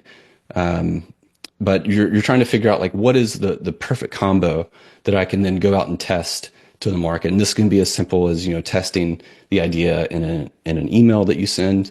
It's very low hanging fruit. You don't have to go out and spend a bunch of money on Facebook ads or anything like that. Like you can quickly test and iterate and just kind of see are people, if you wrote a post or something, are people clicking through to read your ideas, to show for you to show them this new way you've got to satisfying their desire. And then here's the prompt that's going to help you do this. This is super small. I did get all this on one slide, but basically you're always telling AI what it is. So act as a marketing strategist trained in using Schwartz breakthrough advertising, and then help me break everything down into features, performances, matching desires, so I can identify a compelling way to channel mass desire onto my product. And then it takes you through the steps. And I'll just call it a couple things here just so you're aware. So in this step here, it's going to ask you a few questions when you put it in. So it'll say, what's the product name, niche, market, short description. And then it's going, just based on that, it's going to spit out features for you. It doesn't know anything about your product. But what I put here is, ask me because it's going to come up with ideas for features, and then it'll ask you, do these look right? Do you want to add or remove any features before proceeding? And so you'll have a chance to input the features that you come up with for your own product, and then it's going to move to the next step where it's helping you. Answer like, why is the feature included? What's the performance, the benefit of the benefit, the emotion, the mass desire, and then it's actually going to come back and do some scoring for you across urgency and scope and staying power. And so it might be even easier for you just to kind of see this and how it played out. So this is the prompt. So again, if you weren't here yesterday, I've been researching the dog market because my 9-year-old dog Hank tore his ACL a couple weeks ago, and we met with the vet. We're in the process of following this protocol to see if it can heal without surgery, because surgery is like crazy expensive. And so anyway, it just gave me this idea of like, oh man, I bet there are a lot of people who deal with this, and there are. And so here's my prompt, and put it in just as I showed you on the slide. And it says, perfect. Here's the 3 things I need from you. I need to know what your product name is, what your niche is, and then a short product description. So I've been playing with this idea. Right now, the product is called Heal at Home. It's a guide to healing your dog's ACL injury without expensive surgery. The niche is dog owners who want to avoid ACL surgery for their pets. And so what it is, the description, this is a digital guide. It walks people through a 4-week recovery protocol, step-by-step instructions, supplement recommendations, support devices. So I give it that. Then it comes back and it says, based on your description, here are 3 core features. So it doesn't know anything about my product, but based on my description, it gave me these 3. And then it says, are these the right features? Do you want to add or remove any more? And, this is a new product. It's not even developed yet. I just got an outline. So I'm going to keep these, that's a feature. It's 4 weeks, supplement. It's just what it is. But another feature is, we're doing these mobility exercises with Hank. our dog, and trying to get movement back into the joint. And so part of what I'm going to have is easy, simple mobility exercises you can do without the fear of injuring your dog further. So it's like, okay, great. That's a fourth feature. We'll add that. And then it confirms, like, are you happy with these four? So I'm just going to say yes. We keep going. And then it starts giving me the breakdown. So this is essentially what you just saw in that worksheet. So it takes all the features. It gives me reasons for why the feature is included, which, you want to go through these and just make sure that it's accurate, or you might want to update it if you've got a better idea about why that feature is included. What's the possible benefit? What's the benefit of the benefit? What's the emotion that these benefits kind of could stir up for somebody? And then, oh, I didn't mention this. Let me go back up real quick. So right here at the bottom, I say that you want to match up the desires. And then I said, use the desires listed below. And if no desires are listed, identify potential desires that I can research. So I did have desires from what I showed you yesterday, which is I just want my dog to walk again without pain. I want to avoid spending 5 to 10K on surgery. And I want to feel like I'm doing the right thing for my dog. So I gave it these desires that came from the exercise yesterday. And so now it's taking those and it's saying, here's the feature, here's the benefit, here's a potential desire that this matches up to. So you got a 4-week recovery protocol. And the benefit is you can confidently help heal your dog at home without relying on expensive vet visits. This could match up to the desire of, I want a plan that I can trust, not just another brace that doesn't work, right? So this is somebody looking for proof, which is where hopefully my story would come in, as I did this and this is the outcome. So I'm kind of in the middle of this. Supplement recommendations, natural support for healing, so you can speed up your dog's recovery safe and naturally. This could connect to, I want to feel like I'm doing the right thing for my dog. And, again, this is what AI is giving you. You want to sort of pressure test that. And so like you can go back in and say, actually, I want to add these other desires. Can you redo this?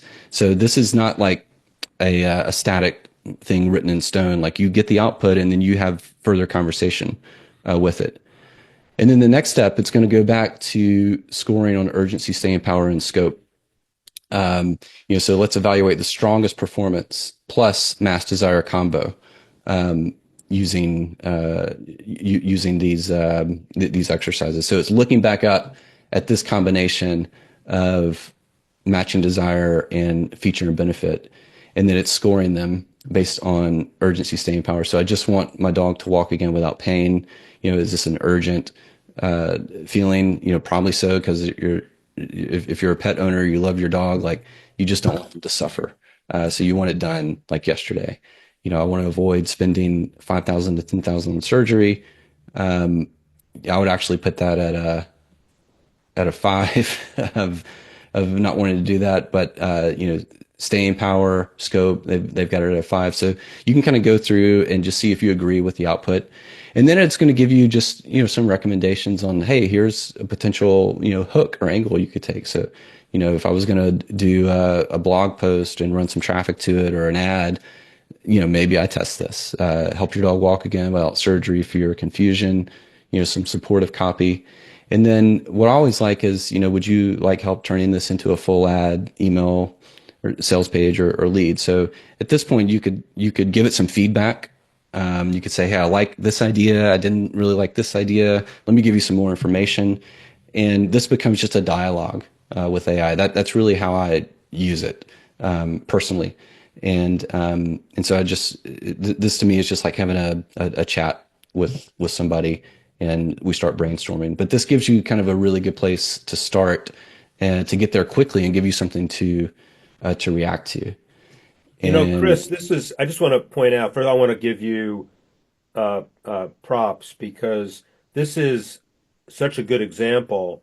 And I feel bad that your dog's having this issue, though. Yeah. But the fact that, and the reason why I love it so much, I don't love the fact that your dog has bad knees, but I do like the fact that it's so specific.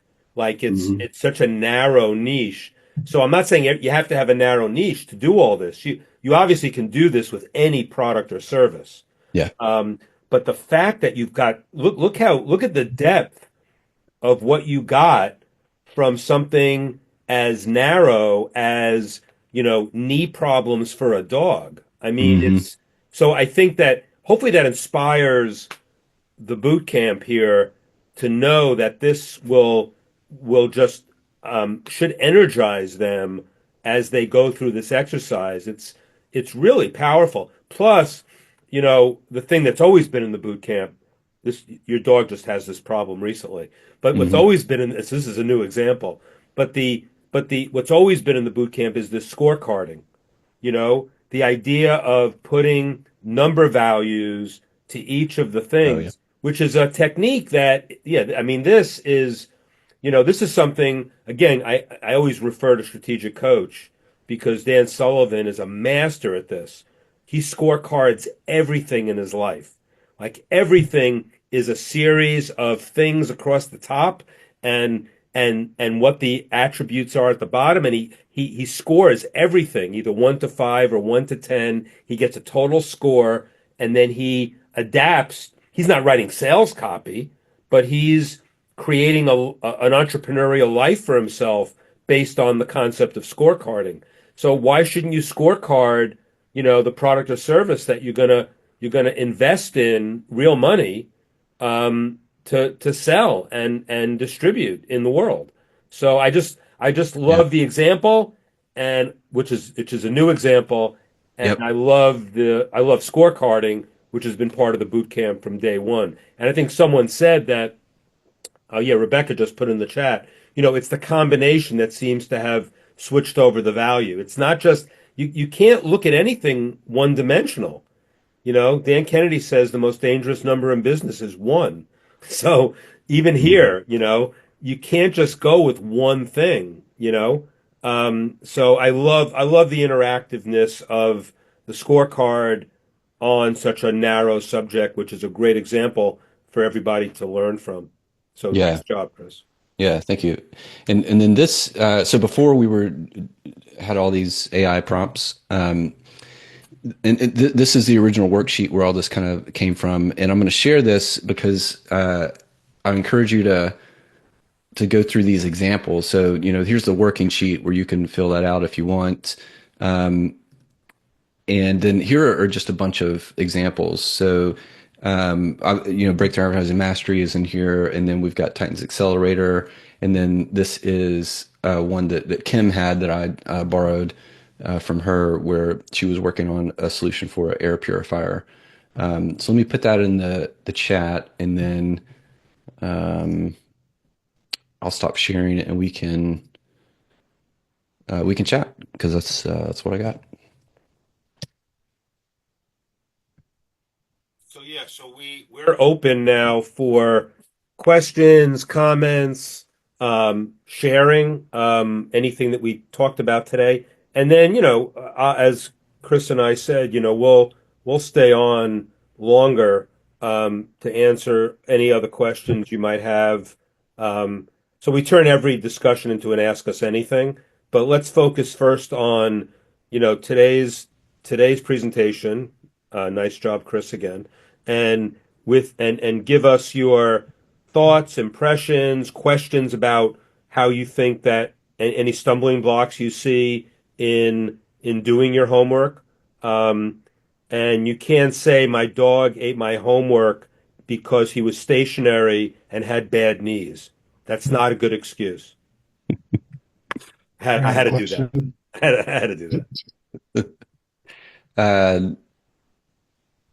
Is it Golfum? You've got your hand up. Yeah, I appreciate that. That was super helpful. Just one quick question. Can you turn your video on so we can see you? Yeah, absolutely. Hey, how are you? Doing good. Doing good. So, obviously, I'm the guy with the sleep supplement offer. So, if we had that sleep supplement offer, say the mass desire is you can hear me, right? Yes. Yeah, perfect. So, they go into sleep, and the mass desire that I've got, for example, is I just want to sleep through the night again like I used to. So the issue is they wake up in the middle of the night. So say we have the features in the I'm guessing the ingredients, right, in the actual product. The not not like the benefit, like the physical feature. Sure. Yeah. Yeah. Ingredient. Say, for example, the benefit of the ingredient is like it helps him sleep, right? Okay. How would that differ? How would that differ from the desire? Do you get what I'm trying to say? Like, for example, say the feature is like I don't know, the special ingredient that's here, and that increases like your, I don't know, it lowers your cortisol levels, basically, helps you sleep, right? Lowering your cortisol levels is the benefit. Lowering your cortisol levels is the benefit. Okay. And did you talk about the benefit of that benefit? Yeah. So why does it matter if I lower my cortisol levels? What's the benefit of that? Okay, And it's not just it helps you sleep better. So you want to think about, cortisol is a stress hormone. So what happens in the body when there's elevated cortisol? It keeps your mind active at night. So when your cortisol levels are reduced, that's the benefit. The benefit of that is that your mind, I'm making this up. I don't know your product. Yeah. But your mind is less active at night. And that then leads to the desire that you have of wanting to sleep better. That's awesome. That's perfect. That's amazing. Thank you. That was a good answer, Chris. Yeah. Thanks. Good question too. Good question. Is it Nils or Niles? You got Nils? it right first time, Chris. Okay, fantastic. Nils is my brother from another mother. Hey, Brian, good to see you. Thank you so much. It's been awesome boot camp so far. I'm a business coach, and I struggle a little bit with the features that are part of my thing. I use a business operating system. If you're familiar with EOS, it's the next generation 2.0 of EOS, evolution. And so there's a specific rhythm and, series of things we do with clients, but are those the features, like the actual meetings or doing with the leadership team, or how do you conceptualize? I have a question just first on the EOS 2.0. I don't know the answer, so I want to know. Can you customize, or are you restricted based on, that you're working within your company? Are you restricted by what you can teach within it, or can you freelance within EOS 2.0? Because if you can, we probably can brainstorm a lot of features. Yeah, so EOS itself is a rigid one-size-fits-all. I know it is. Here and you go here, and there is no deviation from the plan. Pinnacle, the EOS 2.0, is 100% customizable for that reason, because EOS did nothing of that, and they haven't evolved their toolkit in 20 years. And we said, no, you need to evolve your toolkit constantly, and you need to be able to adapt to the company. So we are 100% customizable. So, Chris, what do you think about features? How he can? So you're looking to find additional features, or what is the question again? Because I just want to. What are the features in themselves? Like, it is not a physical product, right? It is it is an experience. It is a bringing together of the leadership team. It is tools that are used in order to do that. There's 80 plus tools, right? Yeah. Those, I guess, could be features, but it seems a little too detailed. I would think about it like, how do you deliver a result for somebody? So what's your process? So the first step is we do X, Y, Z. Yeah. That's a feature. This is what we do. Okay. This is the benefit of doing this with us, because you're going to get more clarity or whatever it is. When you have more clarity, it allows you to do this, the benefit of the benefit. And then you match that to, let's say the desire is, I want to double revenue in the next 3 years or something. That's how you're going to get there faster, is, taking this first step, benefit, and then what else is your process? So I think it's more in the consulting arena, it's like breaking your process down. Good. So the first thing we do is a 2-day base camp where we align the leadership team and do a series of things to get everybody to do exactly what you said. Clarity is that piece, and then there are benefits come out of that. Then every quarter, we do a day with the leadership team to review the past, plan the future, look at the big picture, and we do that cycle until we do a 2-day annual event. And that's kind of the series of meetings that we run with the leadership team to double revenue in the next 3 years, exactly like that. So are those big events, those things, those are the features based on what you, this discussion here? Well, maybe depending on like how you're selling. So if you're selling like one thing and it comes with all that stuff, yes, then maybe. But if you're selling, say like you're trying to get people to the event, then I would do this anyway. Is like take that 2-day boot camp. Like what are the features and benefits of that thing? Like why would somebody want to come to that? So what do you do inside of that boot camp? What do you do inside of your big event? So I think you can go even, I mean, yes, those are features that you offer, but even inside of those, to really kind of hone in on like, this is why it's so important for you to come to these. Yeah, for sure. And that 2-day base camp is the start. And if they only sign up for the whole thing. So they get a 2-day base camp, and then we meet every quarter, and then we meet for 2 days at the end of every year. And we just let it rinse, repeat on that cycle. So it is kind of that entire encapsulation piece. Okay, so I can focus on those as the features and then drill into the benefit of all the pieces on the clarity, the planning, the alignment, the execution, the results, the scorecards, etc. Yeah, because I think like you're inviting somebody into a system to achieve a result. And so you've got to then explain like, this is what our system does. Yeah.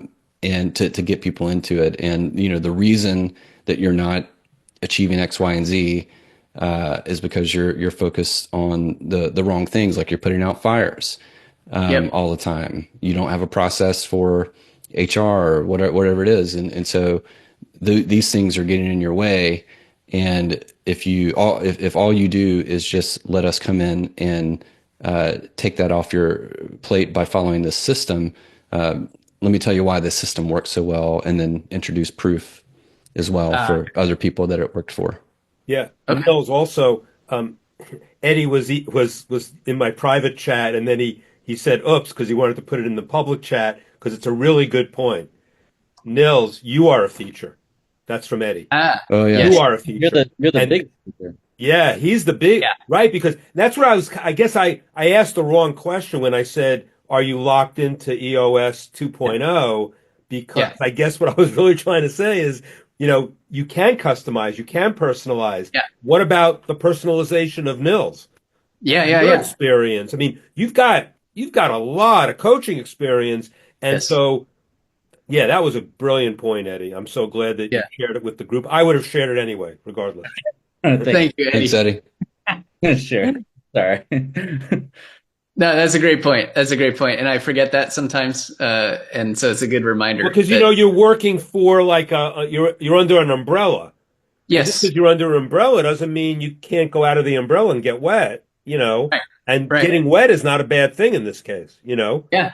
And, that's right. So and all of the other coaches within Pinnacle are not going to, you know, again, you're not competing against them. I want to ask you that too. You're not competing against them.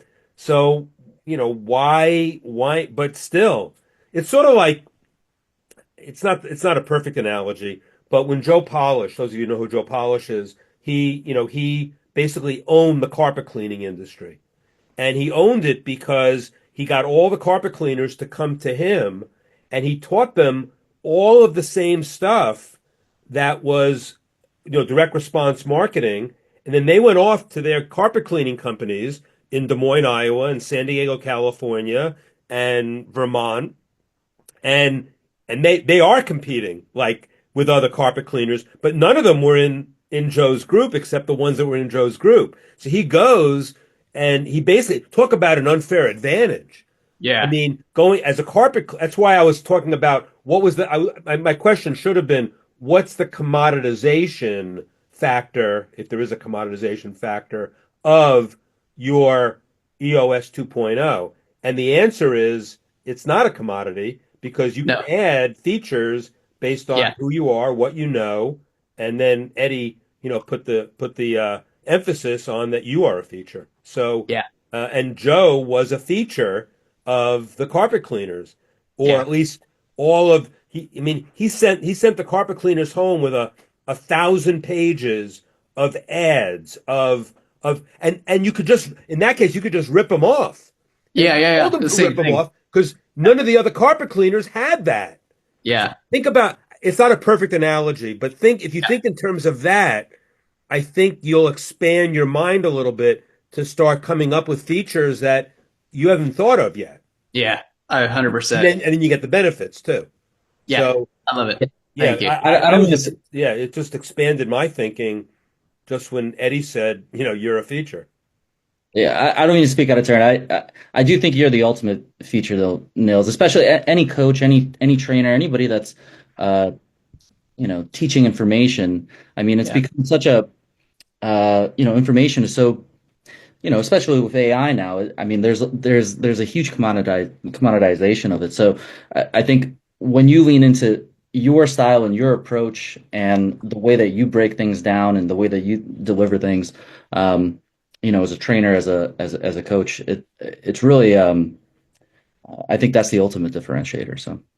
Yeah, I just want to quickly plug your book, Eddie. What's the name of your book again? It came out recently. Oh, you don't got to do that, Brian. That's okay. No. What's the name of it, though, just so you have it? It's a very good copy. Very good copy. So Eddie's a copywriter. He's going to be speaking at Accelerator at some point. So I just wanted, he's legit. So everybody here is legit. I shouldn't say. Yeah, we're all legit. We're all legit. Eddie is a legit copywriter. So. Cheers, Brian. I appreciate you, man. I didn't mean to speak out of turn. I wanted to. No, you're not out of turn. Not out of turn. I guess we'll go to Ricardo. Thanks, Nils. I hope Thank you very much. Yeah. Hello, that's my turn, right? Yep, it is. Okay. So the question is in the book Breakthrough Advertising and in the course now, we want to link the mass desire, channel it towards our product. I mean, of course, I know it can be done, but have you used it to actually invent or understand which kind of product can be needed by the market to then actually go and seek it out or create it rather than have it and link it? To start from scratch with the mass desire and then find a product to solve it, kind of thing. Yeah. I mean, it's not like just having a product and wanting to link it to the mass desire, but let's say that, I want to actually understand my market better, what they need, and also which product they might need. Well, you need to pick at least a couple of different markets that you'd like to go after, just in terms of based on what you've done in your life, based on your skill sets. I always say that, this will be a good analogy, I think. So when I went out on my own after I left Boardroom, I took on some consulting clients just because I wanted to get a sense, and I don't do a lot of one-on-one consulting anymore, but I did a lot of one-on-one consulting. And the first question that I asked a consulting client was, the first thing we did an exercise, which I called assessing your assets. And everybody needs to assess their assets all the time. And that's where, again, you don't want to start with an offer or creative. You want to start with the market or the list or whatever. However, you can't just say, look, if you found in the marketplace something that was a void and you wanted to research it with no experience in it, that's a good way. That's one way to go. But it's always better to start from within, because you definitely have, I think I remember you from email, Ricardo. I think you're new and you're starting to, you don't have a business yet. Was that you? Can I understand? Can I actually, this what you were explaining, it's super important. Actually, my question was a bit different, meaning, of course, I want to do something else other than what I do now, but I decided now to start and do this process on my already existing activity. I'm a MD and I'm a psychiatrist. Uh-huh. So my service, I mean, it's like actually having like visits with patients. So you want one-on-one, right? You're Yeah, in a one-on-one. one-on-one, getting paid for your time. Yeah, but I would like actually to expand and offer different products. Mhm. Okay, I mean, I know already I could do courses, I could do like groups. Still, I mean, I would like to use the process here to also envision new things I can offer my patients or clients. Not only, I mean, I already have a service, right? I mean, that's what I'm doing. I mean, how to use the process to offer something different that they don't have it or know yet. Yeah, so actually I misunderstood because I thought you had nothing and you were going to just like try to let the market tell you to do something. You've got something and you got something Yeah. that I think you like to do. Yeah, it's okay. It's okay, but you want to make it more like to do. You want to make it more rewarding. You want to make it more, you want to fall in love with it and you're not in love with it, but you still have a skill. And I think if you're starting, look, you don't have to, some people like to, just pivot their whole life. It's one way to go. But if you don't have to pivot your whole life and be able to work from your existing skills, your existing experience, and build on it, you absolutely can use this process to do that. And it gives you have a head start, more than a head start. You have an established business, you probably have degrees, you probably have credibility, you probably have people that know, like, and trust you, who you can build on and survey and find out what you bring to them. Just to, go on the inquiry that we talked about in both episodes of the boot camp. So, and there's a lot more to come. So we're not done with you yet, believe me.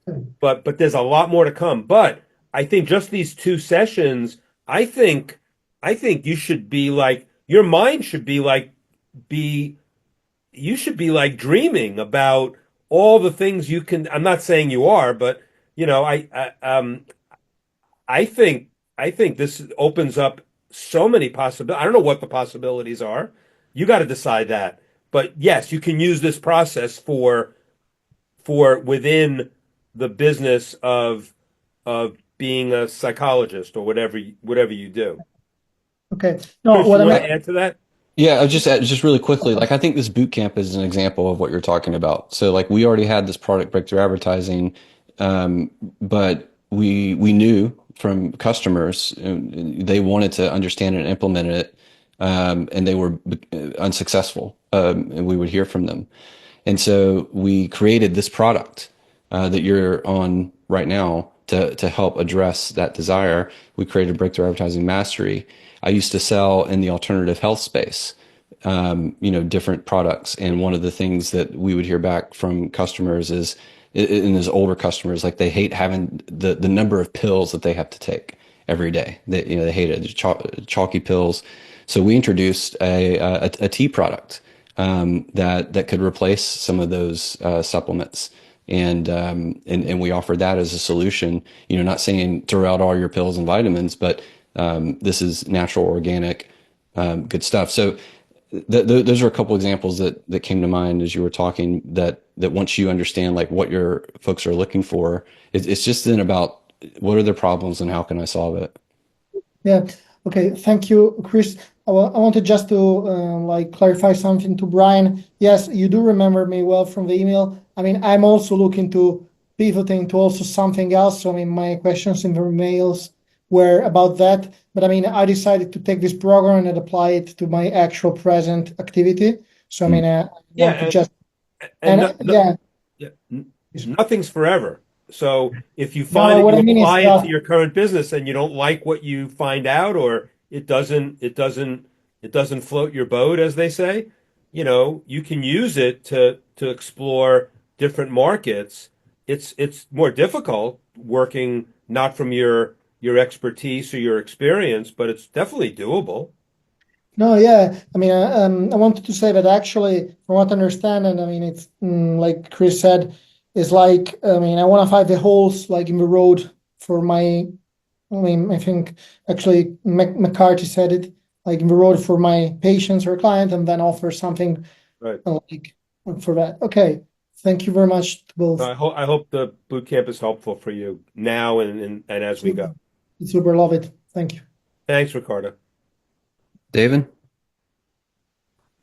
Thanks. This was great today again. A specific and a slightly less specific question just about the homework and the process.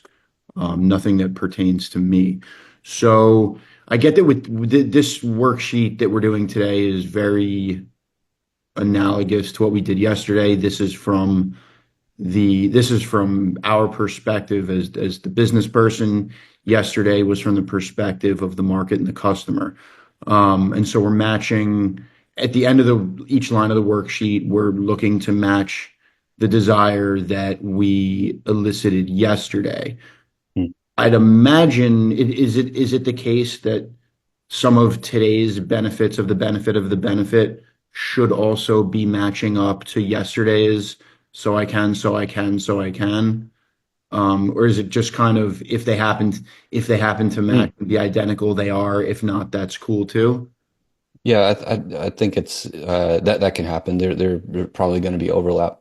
Right. I guess I'm assuming that if the more they overlap, the better job we're doing at matching our offering to the market. Or am I thinking ahead too much, or just thinking too much? Period. I mean, it may not be that cut and dry, but like if you happen upon, an overlap, it'd be worth, going back and maybe pondering that a little bit more, like what we're kind of talking in generalities, but yeah, like if you had something that overlap with a benefit and the so I can, that would be something that I would explore, like what else could I squeeze out of that? Yeah. Okay. And I think Brian said this earlier, but it's okay if we want to go a few levels deeper with the benefit of the benefit of the benefit. Oh yeah. Not just I think for sure. Yeah. All right. Fabulous. Thank you. And also on your first question, I think that sometimes because Chris has set up the templates and it is a worksheet, I guess you can become a slave, and it's fine because they're good worksheets and they definitely get you thinking, but don't be a slave to it either. It's sort of like it's just a template to help you work through. Because if we didn't have those worksheets and the homework, then it would be more theory. And I think Chris, by doing the worksheet, he developed all the worksheets himself. Chris gets most of the credit for creating Breakthrough Advertising Mastery, because he felt that, to be able to give people, not just in the boot camp, but anybody who reads Breakthrough Advertising, a way to like visualize. But it's not, I guess what I'm saying is nothing is written in stone, right? Everything can be revised. Everything. So I don't, but use the worksheets as a starting point, but your creativity is your creativity. And if stuff overlaps, great. If stuff doesn't overlap, great. But get it all on paper. If it's just swimming around your head, I mean, that's the reason why we have the templates and the worksheets. Because if you write it down, it makes a big difference. And you can see it. I mean, when I'll go back to my point about assessing your assets. I mean, I didn't go to a client and say, assess your assets, and we just talked about them. I made them write them down, and it's a simple thing, but, writing things down makes a big difference than just thinking about them. So I guess that was a sales message. It was a sales point for the worksheets and a way to get beyond the worksheets as well. Thanks, Dave. Wes. Hey, Wes. Hey, what's going on, Chris? Hey, man. Great session today. So I've got kind of a two-part question for you. Okay. One, do you ever know before you launch it that you've tapped into the right desires? That ever that aha moment, like this is it, this is that strongest desire? Or is it more like you really only rely on data, the feedback, to know whether you've done that? So that's the first part of the question. Second part is, how much of it is desire testing? Because like as somebody who's a marketer and media buyer, I'm always testing angles, headlines, and leads, but how often do you go back and test out a different desire or a different way or channeling a different desire? The first, I mean, there certainly offers that I put out that I have a really good feeling about that I think are going to work. Sometimes I'm wrong. Um, so I wouldn't say that I ever like no. That probably has more to do with me and my personality. Like that's just not something I would say. I would always want to hedge a little. So I wouldn't say I know, um, but I would say I had a slide once in a presentation, and it said, I have predicted with 100% accuracy every single test I've done in my 40-year career once I have the results. Yeah, that's right. So, it's all about the market, Wes. And if you're a media buyer, you know this. I mean, I think you knew the answer to your question when you asked it. However, Yeah, I'm that just doesn't battling that thing in my head that wants to be. It's like when I'm doing the want the research, big I idea, want to right? find the thing, Exactly. But that's fine. It's not a bad thing to feel like that. We're not saying you're wrong. But the thing is, it's so funny because I used to go to the creative meetings at Boardroom, and we'd have we have a whiteboard, and we put all the creative ideas down and all the headlines and all the tests we were going to make. And I consider myself a decent marketer. I've had a good run in my career. I was never good at picking stuff in advance. I used to call, and I used to do it because I wanted to see. My track record was awful, not in terms of finding creative tests that worked, but picking the one that was going to work.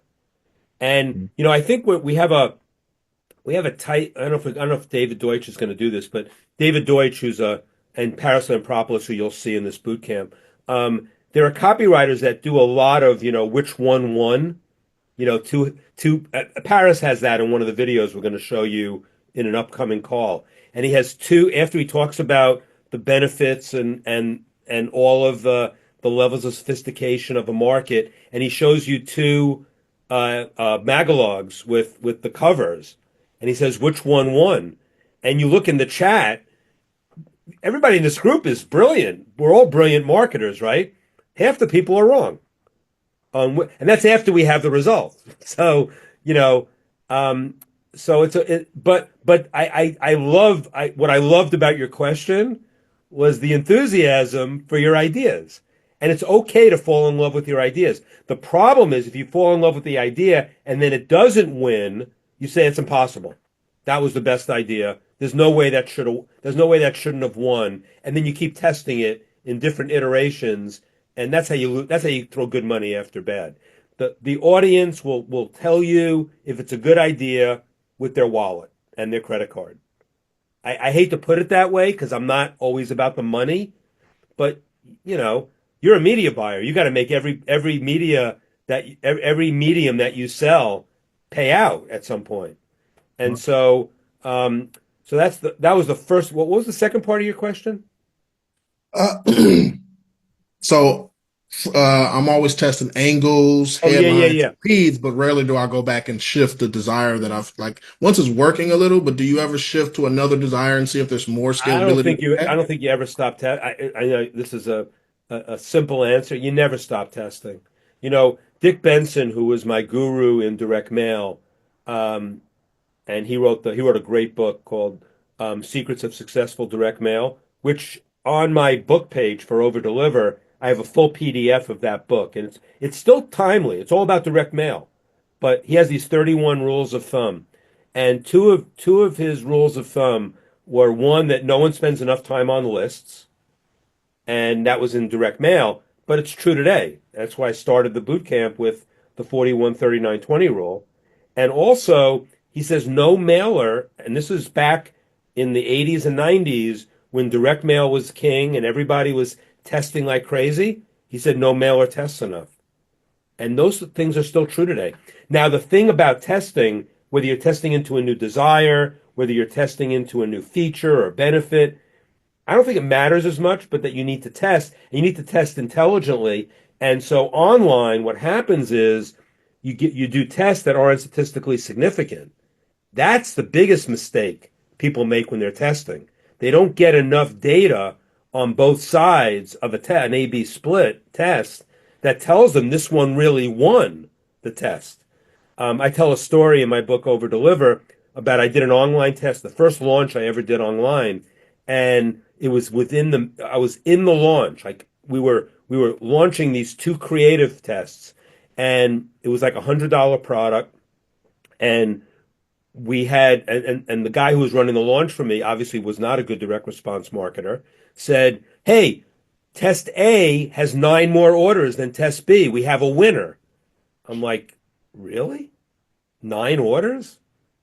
And I won't tell you all the other details, but that's not statistically significant. So the thing about testing, as far as what you want to test, you need to think that through. And that comes out from some of the things we've talked about today. But I think that, testing is a whole concept in itself.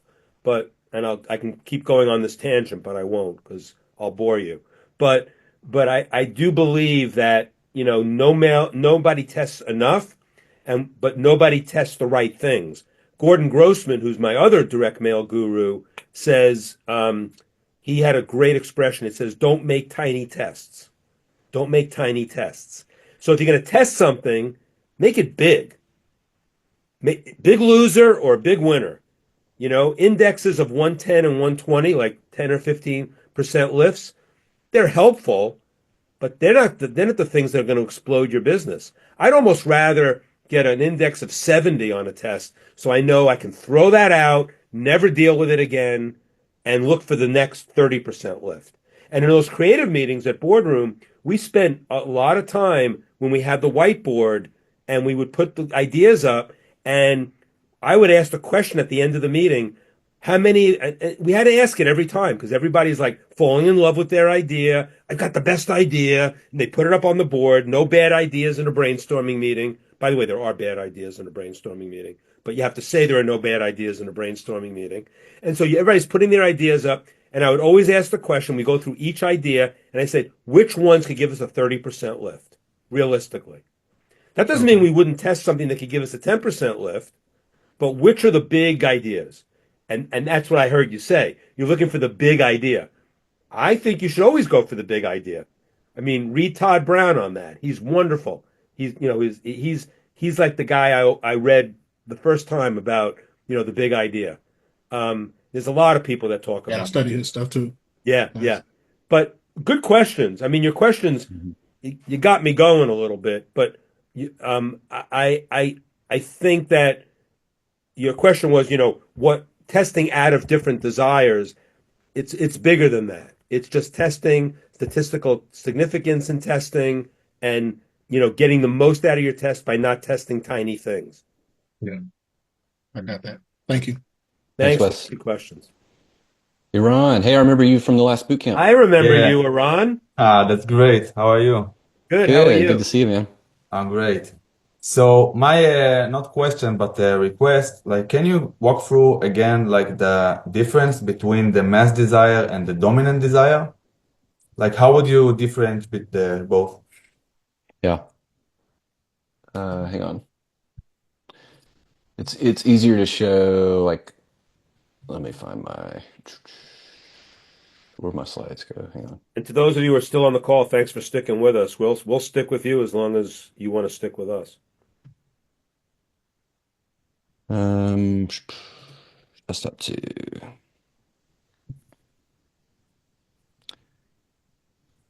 So I think of it, this is how I think about it. Like the dominant desire kind of is a subset or follows from the big mass desire. So it's like the big desire here is I want to make a good living as a writing sales copy. The dominant desire is, I want to reach this goal as fast as possible. So immediately that puts somebody who just says, I want to make a good living writing sales copy. That's surface level. But then if you find the niche of the market, it's like, I'm serious about this, because a lot of people will say they do want to make a living writing sales copy. But the serious people are like, I want to avoid mistakes. I want to get there as fast as possible. I'm hungry because I want to get there. I want this additional freedom in my life. Like that's what I perceive I will achieve when I get there. And then yesterday we gave the example of, somebody, you've got a market like, I want to learn to play guitar. A lot of people want to learn to play guitar, but if you drill down, like there's this hungrier, stronger desire of, somebody who has wanted to play guitar for 30 years and, put it on the back burner so that they could, focus on their job, raise a family, and now they're nearing a retirement. And it's like, oh, this is the perfect time to do that thing you've been wanting to do. So the more dominant desire is that I want to be able to invest and enjoy things that I've been putting off my whole life in my retirement.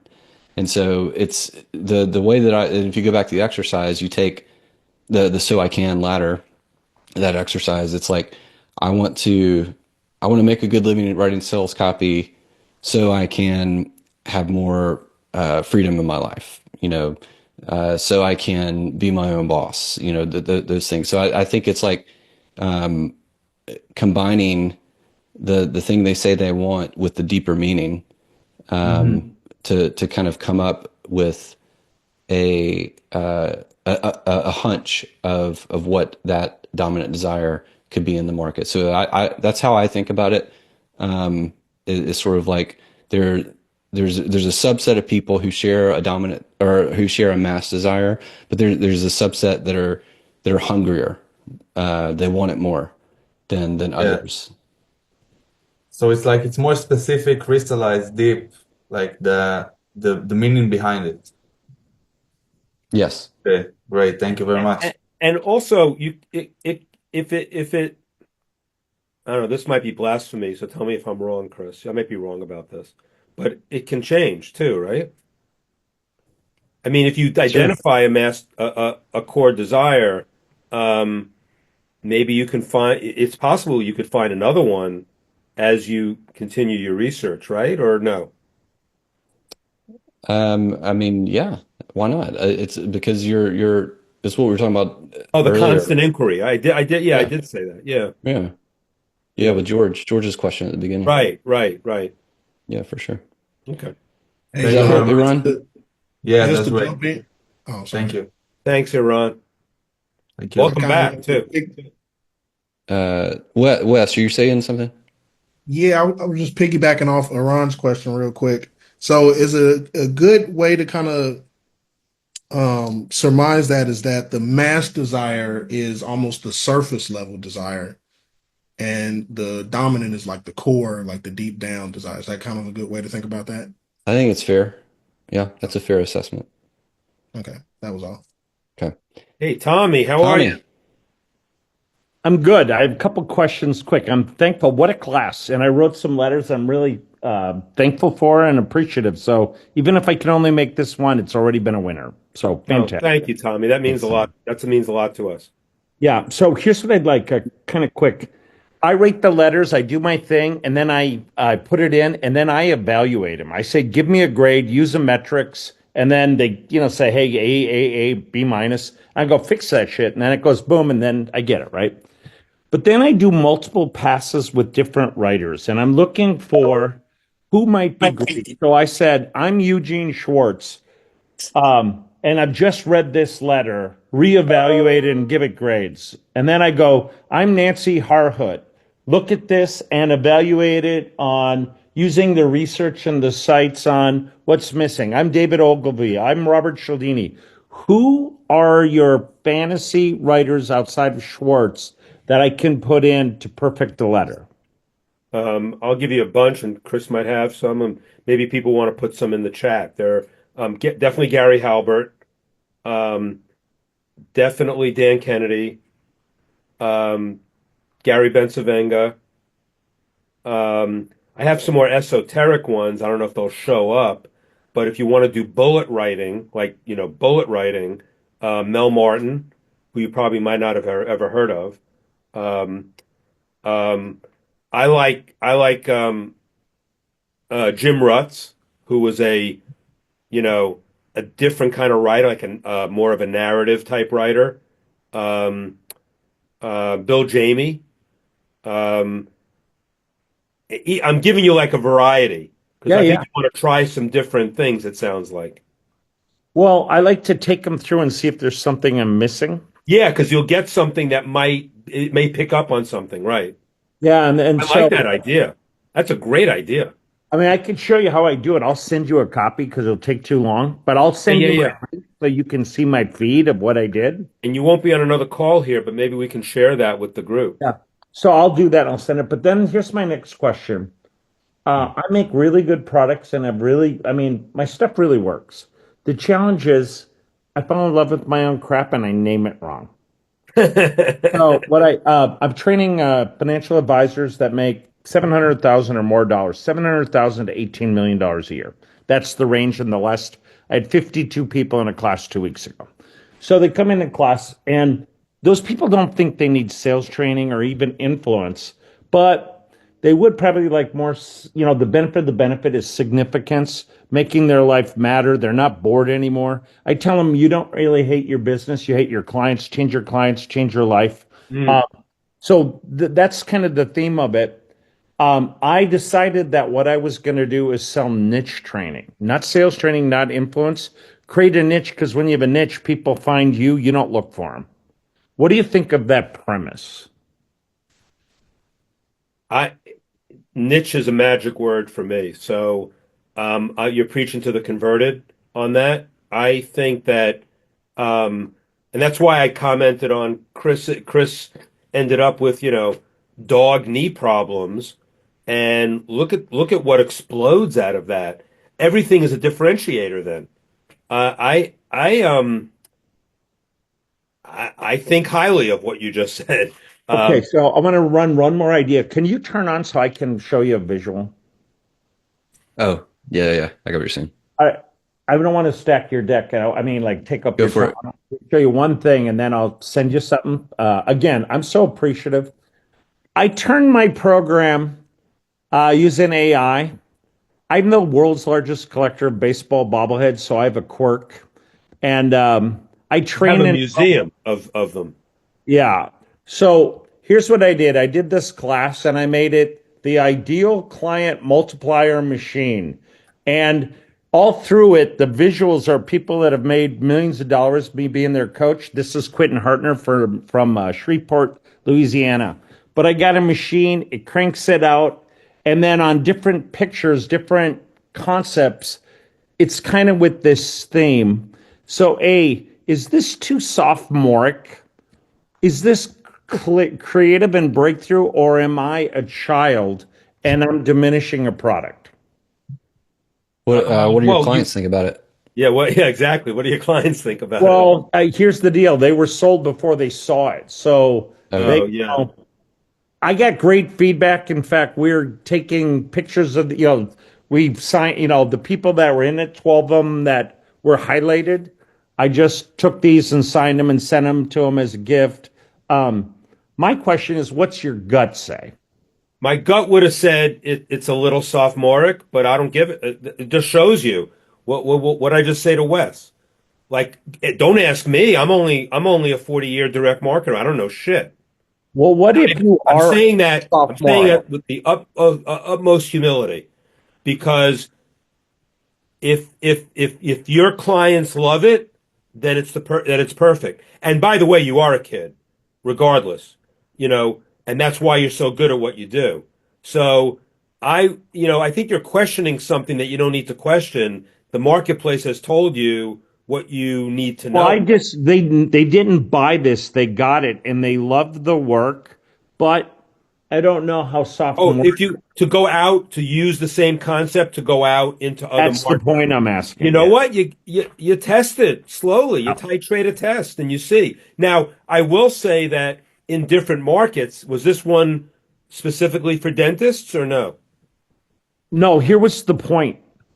I showed him how to get a market for dentists so that everyone would be on the same page.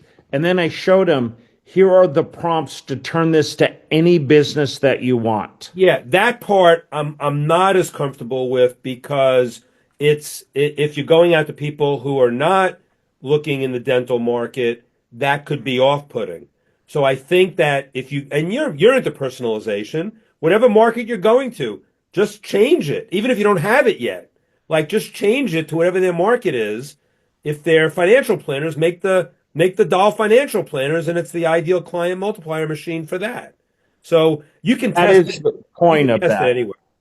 What do you think of the title, the name of this seminar? I mean, there's benefit. Is it bad, good? Here's what you should think of. That's going to be a longer discussion. Can you point me where I should look? ChatGPT. Uh, Just keep it.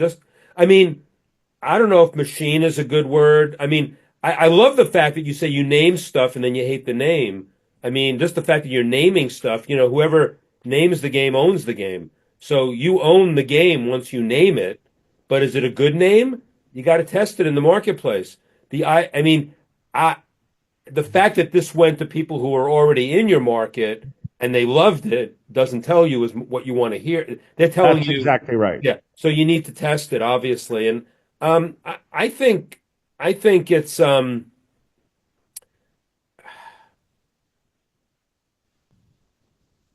mean, yeah, I don't. I'll have to think about other alternative titles.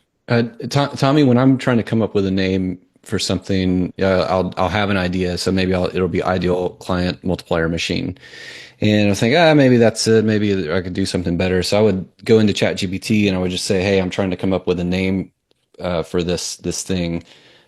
Here's the name that I have.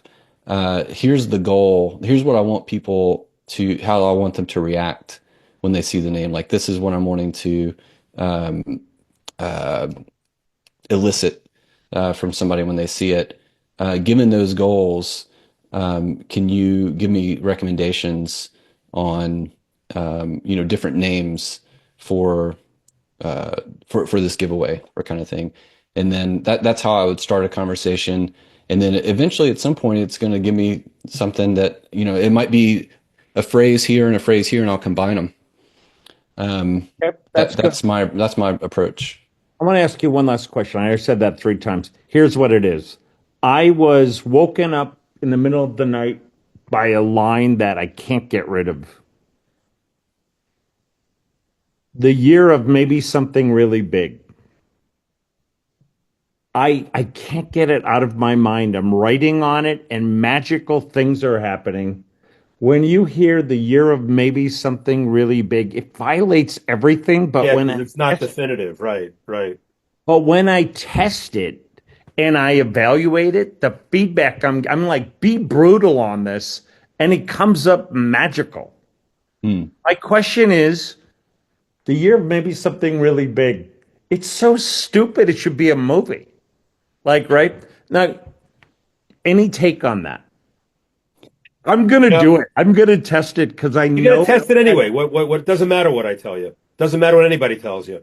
Wow. You're going to keep your mind is going to is never shuts off. So, and that's a good thing. But keep testing, Tommy. Don't second guess everything. You don't need to, and what's the worst that happens, right? You test something and it doesn't work. You've had stuff that doesn't work before, and then stuff explodes. I appreciate both of you guys, and I hope Mariano doesn't have a problem. Ryan, can I say something really quick on that? Yeah. Tommy, so the way I think about copy, especially now, is, you have to trust your intuition, right? Like, it's that Robert Frost quote about, like, no tears in the writer, no tears in the reader. If it affects you, like, you are the first reader of it. So if it affects you, then you're onto something. And I think that this intuition that we have as entrepreneurs, as business owners, as copywriters, is going to become more and more important, especially as AI is proliferating and makes writing commoditized and is just able to spit out 10,000 words in a minute. You have to be the purveyor of taste and the purveyor of, like, what it is that is compelling. Eddie, you don't know me, because you should know I have no taste. A man who collects bobbleheads, 6-inch porcelain figures for need for approval should not be trusted with anything sacred. Do not trust me. I get it, but all levity aside, this is your business, right? And you have been doing this for a long time, And you he's very, yeah, and have an amount of success. he's So- he's very successful too. Yeah, so there you go. So you just have to trust like that. If it's waking you up in the middle of the night, that's a pretty good indicator. That's an indicator in itself. That's true, Eddie. All right. I appreciate you, Brian and Chris. Home runs. Well done. Well done. Thank you, Tommy. Thank you. Appreciate it. Let's do Eli and then Art. Is Art still on? He wanted to ask a question. Okay. Oh yeah, he has Art McCormick still on. All right. Let's do Eli and then Art. Glad to be here. I have one client in particular we do Meta and YouTube ads for, and I think it's around 70% of the money and results are coming from people that are like 55 or older, so nearing retirement or going into retirement. It's the best market. They're they're people with money and time usually. Yeah. So going through some of these exercises, I'm kind of thinking again about how, like right now we advertise to anyone over 35 and the results are very similar, but we don't segment the messaging heavily based on like, you're nearing retirement. What are you going to do? Like, here's a thing you can do. What's the offer? What's the offer? It's basically like a side hustle type of thing. So you can learn how to do voiceover. That's the Okay. product, I know somebody who does that for a living. Yeah. I don't know if you know Susan Berkeley. Yeah, that's who it is, if I can talk about that. But She's a Titans Accelerator member. Yeah. yeah. So I'm thinking about, the obvious thing is keep going after the retirees and near retirees. You're never going to get a new market that way. And I think a 35-year-old looking for a side hustle and a 55-year-old looking for a side hustle, just off my gut says those are two different markets. And they should So my gut says we should be segmenting that further and talking to them differently. definitely. Yeah. So I did want your opinion on, is it better to go after the overlying mass market? I want to do something different. I want to make money with my voice. Or is it better to go after those deeper? Well, we just had a discussion about niche. And so this isn't even a niche. This is just an age demographic Yeah. in a particular area. I think you know the answer. I mean, if in doubt, and especially, it's not like it costs you so much more. Like, and now I have to go back to the olden days when I walked to school in the snow barefoot 12 miles and did direct mail as my only form of marketing, where doing a test like that costs a lot of money in terms of zip code strings and printing and postage. You don't have any of those problems, my man. You don't have any of those problems. So why it's not, and I'm not saying, I'm not trying to, make it obvious, but it is obvious that the answer is you got to test that because you don't know, That was my, gut instinct. Yeah, I mean, but I did want to hear your opinion on, is it better to, try to lump them all together and go, you all have the same desires in some, there's maybe one mass overlying desire. Or is I it think better if you to did go, the worksheet, now you're 35, for a here's what you want 35 to and a do. 55-year-old, you'll come up with very different scores. You'll come up with very different thoughts and desires from, I don't know what they are. You have to do it. I'm not going to do the research. You have to do it. But Yeah, that's one of the things I was running into doing the exercise is I was thinking, okay, most of the people, again, are going to be in this 70%. so I can. What they will tell you, what they won't tell you, what they can't tell you. But ignoring They are very 30% different. of the market and going, no, we're not going to talk to them specifically. That seemed like a bit of a head scratcher on this. No, yeah. Getting. Look, you want to own. I'd much rather own a niche than own the. I like to own the world too, but owning the world is a tough game. Owning a niche is always more satisfying, and so I thought Great Voice was really targeting the retiree more than anybody else to do it as a new job because they don't want to work in a company anymore and they want to do voiceover. but a 35-year-old doing voiceover full time, maybe. But I think Yeah, I think it's just more of a side yeah, hustle. Like, oh, definitely. if it turns into a really good thing, that would be great. Like most side hustles. Yeah, But, yeah. Side hustle is an interesting concept because side hustles do have to be, I think, have to be structured by age group. Okay, no, that's good feedback. So I'll kind of be doing these exercises with, that sort of You segmentation may of want to niche it down even further. exactly. 35-year-old men and women, 35-year-old, people who work in corporate environments versus their entrepreneurial. I mean, there's a lot of different ways to go. You don't want to overdo that, but you want to think about what messaging could penetrate based on doing the worksheets. Yeah. Well, it's got me thinking about the offer too. Like, is there a different, offer? It should. Thanks, Eli. Yeah, thank you. Good question. All right, Art, you still have a question? Oh, Chris, thank you. Yes, yesterday I was driving and training and listening at the same time. Just on that prompt that you provided for the homework, the first step you said, use the voice of customer attached.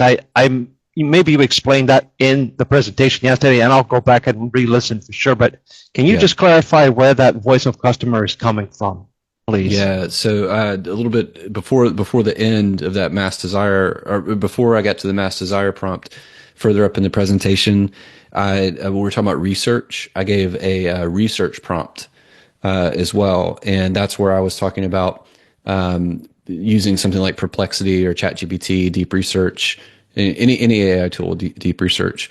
But there's a research prompt, and that output gives you the voice of customer. And what I do is I copy that, I put it into a text document, and then I attach it to a chat in ChatGPT, and then I run the Mass Desire prompt.